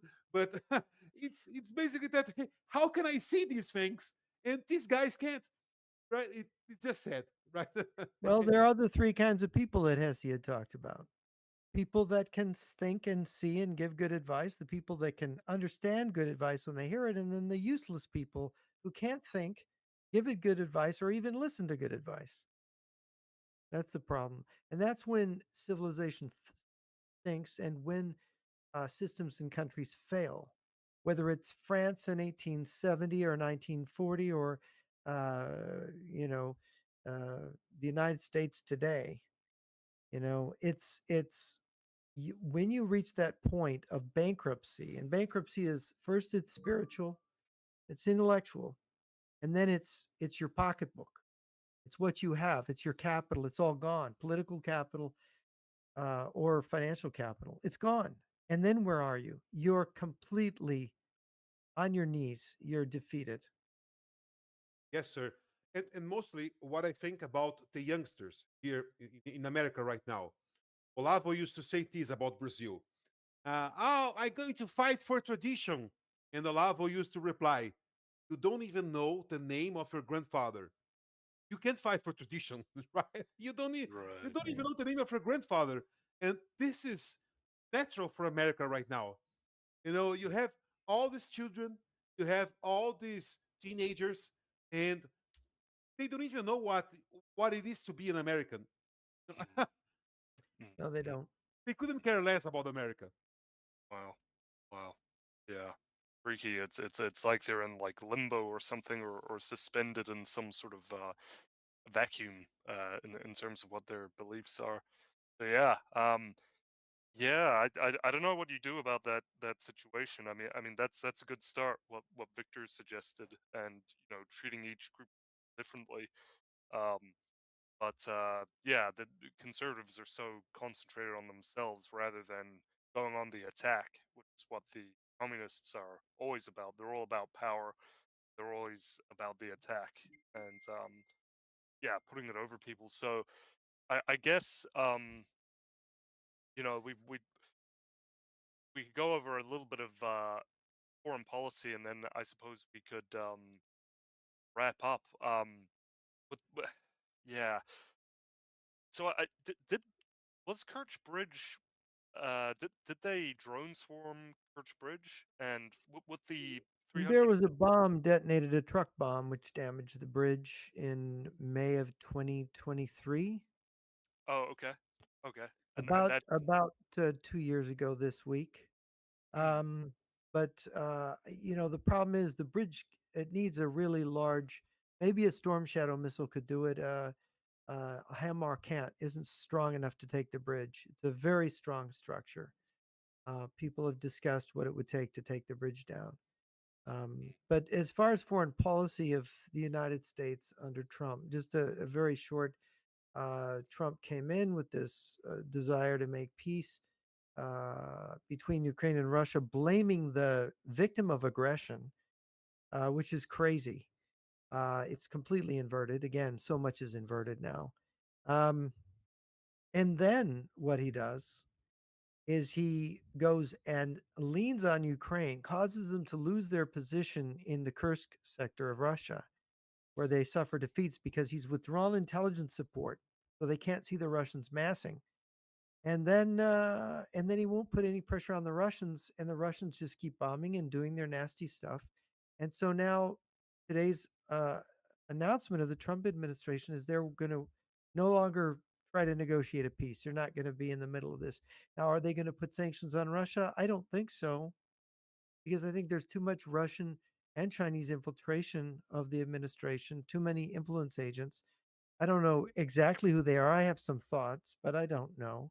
But they're there. They're obviously there, and my sources in China and Russia claim they're there. And I can see from the. I mean, there's no way that you can have the policies the United States has without it being infiltrated by the Chinese, especially in the economic sphere. So I think what we've got an administration that couldn't do what it says. It's all huff and puff. They've made some claims. They won't put. They don't have the courage to put pressure on Russia, and they've damaged the NATO alliance. I hope they can repair that damage. I hope they're not. We're not going to withdraw from it. I think that's in the back of Trump's mind. He thinks he can make separate deals with the Chinese and Russians. I hope he's learned how very evil the regime in Moscow is and how evil the regime in Beijing is, and that he won't do it. You don't make a deal with evil people. You don't sit down. You don't go into the lawnmower business with the mafia don across the street. That's real stupid. You don't bring that kind of trouble to yourself. You stay away from them. You try to decouple from them. You try to live with the countries that share your values. That's what you try to do, and you put up your defenses. That's what you do. That's what they need to do. Will he learn? Will he do it? I think he's too damn dumb to understand that. But then I'm never going to be invited to the White House, so I don't care about telling the truth about it. So that's it. That's what we've learned in the first 100 days about how he is and what it's going to be. and Victor, did you have anything you wanted to add on that line? Um, and I think if Trump was serious about doing something, for liberty and freedom in the world, he would have taken care of his courtyard. And I mean Mexico, Venezuela, Cuba, and he hasn't done anything. And he's now completely surrounded by the Foro de Sao Paulo. And you even have drunk Maduro saying, "Hey, Lula, let's invade Puerto Rico. Okay, this is our time. Let's invade Puerto Rico, Lula." And, and Brazil is not known for going to wars. But Brazil is pathetic. The Brazilian army, uh, we had the news the other day that the Brazilian army has ammo fight 5 hours of war. After that, we are on our own. Basically, okay, no ammo now. Just let our enemies die, and we take theirs. All right, this is our strategy, and it's like Trump was really serious about foreign policy, and I mean that. Hey, I'm going to restore democracy and restore freedom all over the world. He would have started by his neighbors, and he didn't do that. And he didn't do that the first time. He's not going to do this the second time. And now it's even worse because these people are plotting against him, against the United States. And he couldn't care less because Trump has said, hey, BRICS can't make their own currency. 1 week later, BRICS has made a statement. We don't care what Mr. Trump said. The negotiations are ongoing. So you see, some people say that he's doing something parallel to what was done in the 30s. So he's preparing America to war. Uh, I don't know. I don't know. But one thing's for sure, the world couldn't care less about Trump in America. And uh, uh, I think that we are living in foreign policy. We are living that Narcos scene. Narcos, the Netflix show. And I mean, again, I'm being vulgar here. Again, just quoting all this popular bullshit. But uh, there's a scene in the show that the guy, two drug dealers, they're having a conversation, and one of the drug dealers say, "You have 10 seconds to leave my place." 10, and the other guy 9. So Trump is doing basically that. Trump has called, "Hey, you have 10 seconds to change your mind." 10, and the whole world 9. So there's something cooking in the shadows, and it's not good. It's not looking good for America. It's not looking good for America. And again, Trump can even deal with his neighbors, which is Venezuela, Cuba, which is Brazil. And forget it. No, just forget it. Nothing will happen. And I think my fryer, each in now every day, I'm giving more reason to my fryer because my fryer says this, that America has always lived a lie, which is a Masonic revolution. And now they are going to leave the second part of this lie, which is the communist revolution. Because after the Freemasons, you have the communists. It's exactly like what it is already happening in Brazil, guys. We had our emperor, and then all of a sudden we have a Masonic coup, and then all of a sudden we have a military dictatorship, which was full of Masons, and all of a sudden we have the communists, and we can't deal with these people anymore. So is this, and so I tend to give reason to my friar, and my friar, when confronted, they asked, "Hey James, what do you think about Ukraine and Zelensky?" And he says, Zelensky, because of his religious background, he won't be able to stand against the communists and against America, which is the bourgeois right now. So he is in a really bad position, in a really bad crossroads, and he will fold in the end because he isn't Catholic, so he doesn't understand how important it is, for you to stand, for Ukraine to stand against the communists. So in the end, he will fold because economy or whatever, right? It doesn't matter what he will justify. He doesn't have the background to stand against these people, and it's just like Trump. Trump's just a businessman. If we take a look, superficial. If we look superficial, it's just a businessman, and the businessman, he isn't a match against communists. He just can't be. He isn't. He simply can't be. And that's why I'm even more convinced that definitely the last battle will be between communists and former communists, but there won't be anything left. So we are going to be fighting in the ruins, of the old world, because that's what's left.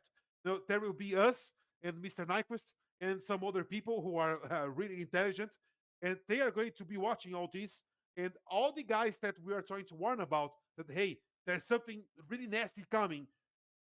They couldn't. They will be shot in the middle. They will be caught in the crossfire. And they will suffer, and they will suffer a lot. It's Olavo used to say that when you have a president that, when faced against a communist menace, he prefers to take a look and optimize the economy. There's nothing left more than a gaped ass. This guy, he doesn't care anymore. He's already raped it. He's already demoralized it. He only cares about the economy. So huh, this is ridiculous. I think I'm really pessimistic. I'm really pessimistic. I Mm. do believe in the American spirit, and this is my last bet.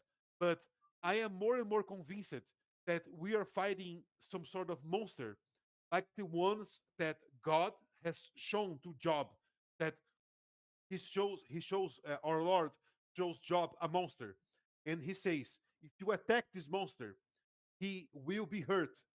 But if you repeat this attack, he already adapted to the earlier attack, and now he's going to hurt you with the same attack. And isn't this the perfect analogy for the communist movement? This is the Mm, perfect analogy. mm. It You know, is. It oh, is. we're going to fight the communists this way. Yeah. All of a sudden, it's working against you, you know. So Mhm. I am convinced that there's nothing else left but for us to, on our knees and pray and please, Lord, spare us, Yeah.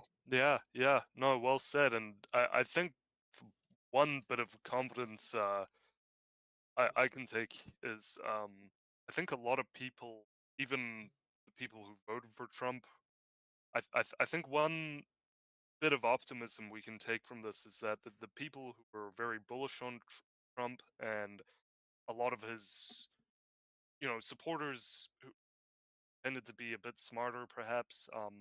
Not exactly sure how to categorize it, but people who voted for him, people who supported him, are now seeing, that they're very disappointed. They're not satisfied. They're very unhappy.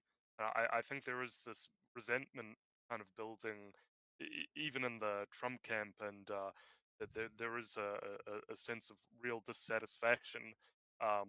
With even things like Ukraine. We tend to think of it, only being the border, but a lot of what we commonly associate to be an issue not popular on the right because like Tucker Carlson, even things like Ukraine and lots of other stuff too. I mean, it's been really abysmal, and a lot of people have been really hurt and are going to continue to get hurt. So, I mean, from this, I just hope people get the message that next election really, I think. Well, because what's the point in even voting anymore if you're going to get Kamala Harris, but you're going to get, Kamala Harris essentially with orange paint on her skin and a blonde, wig, in a business suit.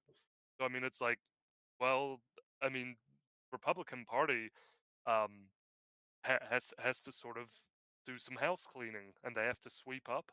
And same with the Democrats. So people need to, I think, one simple solution is people can, should stop voting for these people and and call, pressure them to actually do something. But even then, I know it's hard. It's hard because you say it's sort of like that multi-tentacled monster that just grows another or If you don't vote for one, you're going to get the other, and the other may be worse. You vote for the lesser of two evils.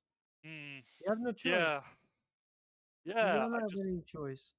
mm, And it's mm, because we have to have changes here in here. We have to have change, and it's got to be enough people to make a difference. Otherwise, we're going to keep going this direction. yeah, yeah, yeah, yeah, yeah. That's it, isn't it? That's it. It has Yeah. to really have to But themselves. America has had a president that is called Barack Hussein Obama. Olavo Mm. used to say this to us. Hey, America has now a president that is called Barack Hussein Obama. Yeah, yeah, uh, yeah. there's nothing else to talk, you guys already accepted. Mm, So now, welcome to Brazil. And mm, uh, it's about welcoming to Brazil. It's good luck, because you guys, if you are about to become Brazil, good luck, because the first thing that happens to go out the window, prison. When you turn into Brazil, and we have already seen this.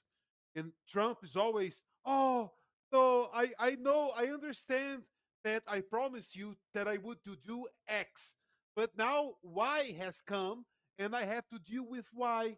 We have to sacrifice X. So going to be exactly like Bolsonaro.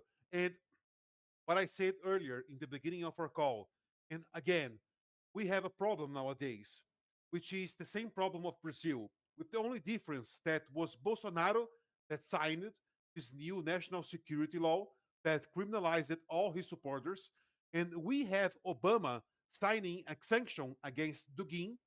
And the problem is that basically 90% of Trump supporters, they are regurgitating this Dugin's agenda, which is sanctioned. So I am speculating that when we have a Democrat again in the White House, if he's listening to us right now, or someone from them is listening to us right now, please just take notes. It's so easy. You can hunt down all of your enemy supporters, just bringing this sanction in. Like, hey, these people are reproducing the sanctioned speech, and they are not even doing that on their rallies. It's worse. Trump is allowing this to be shared in his platform, Truth Social, and Elon Musk as well. So Elon Musk lets Alexander Dugin and all his minions run free on X, exactly like what's happening with people that are repeating this propaganda on Truth Social. So it's a trap. Come on, this is a trap. This is the exact same trap that was laid down by Bolsonaro, no, by the left. It's Mm, the exact same trap. mhm, And people are saying, "Oh no, we are going to be free," and blah blah blah. No, no, no. This is going to happen because as soon as a Democrat gets in the White House, he's probably going to hunt down people using this because it's a law. So mhm, mm, mm, it's mm. crazy. We are living in a trap. It's a trap. Yeah, yeah. The parallels to Brazil are really, yes, incredible. You know how it's very surreal. So yeah, I guess just final comments about conclusions on Trump's performance and perhaps predictions. I think you've given probably your conclusion marks, so maybe predictions, and then we can wrap up, guys. You've been really good. You've been really diligent. So, who wants to go first? If you- Okay. All yours, Mr. Nyquist. I think you are muted, sir. Conclusions. Well, like I said, the Trump administration is a disappointment, but we shouldn't have. It shouldn't have been entirely unexpected. It's better than the Harris administration would have been, because we know exactly what we would get with that. It would be Lula in a dress for the United States. Better Bolsonaro than Lula, right? At No, least it no, no, not at buys all. you a little bit of time. But it doesn't really matter. It matters how it plays out. It's going to play out, and I think that until people wise up, there's nothing really. I mean, I'm not wanted by Republicans or Democrats. They're not going to listen to me, anything I have to say, and so it's a matter of being an observer. I said 30 years ago 35 years ago when I started writing The Origins of the Fourth World War, I said, I'm not writing this for people living now because none of them will understand it, or hardly any. I'm writing this for the people that will come after, because the people that come after, they will be sobered by the blood and the destruction that they will be visited on their lives, and they will have a different way of looking. And only this kind of schooling will be effective. People must experience the calamity that's coming before they will wise up, and maybe even not then. But I've made the words for them if they are receptive to those words. So that's the only reason I'm even opening my mouth. For people that are younger, that will pass through the other side of these troubles, that they'll have something. But other than that, these people now, no, no. These people now will not listen to me. They will ridicule me, like Victor says. But I that's okay. I'm not doing it for them. Right. Right. Yeah. Yeah. No, that's very noble, and that's who the people who will listen, like the people listening to this broadcast right now, and people like ourselves and our families.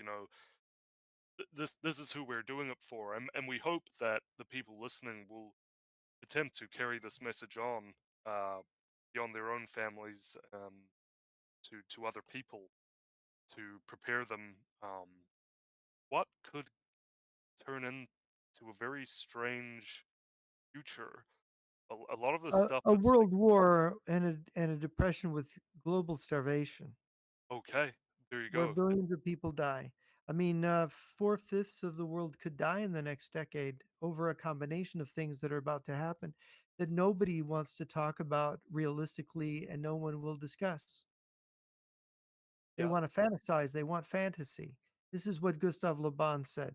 The crowd, the mob, they want fantasy. They don't want reality. They hate reality. And so they hate reality. They won't do anything positive and they'll believe frauds. They'll believe a circus clown like Trump or a complete a mad dwarf like Putin or an idiot like Xi Jinping or Bolsonaro or Lula. None of them have much sense. yeah, yeah, precisely. Couldn't have. Yeah. So you heard it from Jeff, everybody.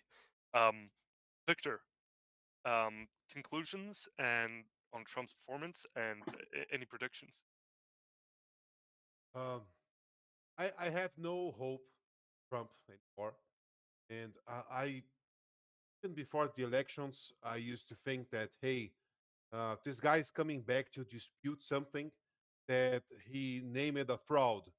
So uh, it's not up to if you're a normal person and you know that something is fraudulent, you aren't going to subject yourself again to it. You know, basically, if you are discreet, you are just going to say that hey, this is a fraud and I'm back to living my old life and that's it. But when he decided to run and take it as a legitimate process again, I had made this decision on myself that this guy is a loser and he's about to run down the United States in the gutter, just like Bolsonaro did. First was a mistake, and now is just a fraud. And I think the biggest problem we are seeing now is a problem.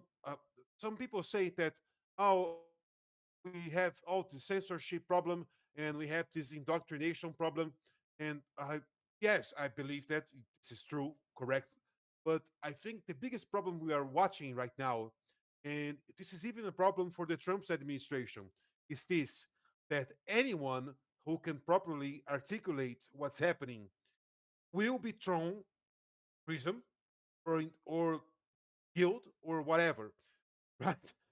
And I think that the biggest problem we are living nowadays is this one. We can't have people that can articulate what's happening right now because once someone puts into words what these guys are trying to do, or at least someone that can describe perfectly the situation we are living in, this person becomes a menace, you know, because more and more people will start to wake up to the fact that hey, something is really really wrong about all this. And honestly, my prediction is it's the same one from my friar. First, you guys had the Masonic revolution, and now you guys are going to leave the communist revolution. So welcome. You know, this is the second part of the fraud, and you guys are going all of you guys are going to be subjected to it. There's no running around this. You can't run from this anymore. It's it's a damn shame. You know, it's a damn shame because I grew up with America being the best country on earth, and we had this idea, at least in my family, that Americans were one of the last noble people on earth. And noble people, I mean, but people that said X and they mean X and they are going to fulfill what they promised. And it's not the case anymore. Not the case. I know many Brazilians that are living in the United States. They have they simply couldn't care less about learning English. So me living in Brazil, never visiting America, I speak better English than them that live in America and are paid by Americans. You know, so it's just this. You guys are full of these people right now. And my predictions is that something new will come up from this administration. I don't know if it's bad or good. Probably very bad. But you guys are going to leave something new and it's not looking good. Not looking good. And then you have the problem which Mr. Nyquist has wrote many times. That is the Chinese and the Russians. They really want to invade you guys. So America has to deal with this problem. They have to, but they don't want. It's just like Brazil. They don't want to live with this problem. And Brazil, uh, and at least to me, if I am not taking a deep look into all this, but just do what I did during Bolsonaro. One thing is what Trump says, another thing what he signs, right? And when you had Mr. Ellison talking about a police state with AI and a personalized mRNA platform for each and every American, oh guys, good luck. Good luck. It's not looking good. Right, right. So you heard it from Jeff and you heard it from Victor. So just brace yourselves, grit your teeth, and keep a sharp eye and an ear out what's going on, and remain vigilant um, for the times that are to come, for the times that we're already in. It's could get very, very rough, guys. So with that, I think we'll close. I just want to thank Jeff Nyquist, Victor Cameron, and Jonathan Fink coming on. Unfortunately, we had a bit of a hiccup. Um, that was my fault. That was my hiccup. That was my oversight. And I do apologize to fans watching this. And yeah, I'll be having I'll be you'll see in future collaboration with Jeremy and Western Allies Resistance, and that was on account of me. It wasn't their fault. So I'll be speaking to them at some later point, and yeah, but possibly we can do something like this again. But yeah, I just want to say thank you to everybody who listened today, and thanks to the replay gang. And this has been Endeavour News. Take care, God bless, and see you next time.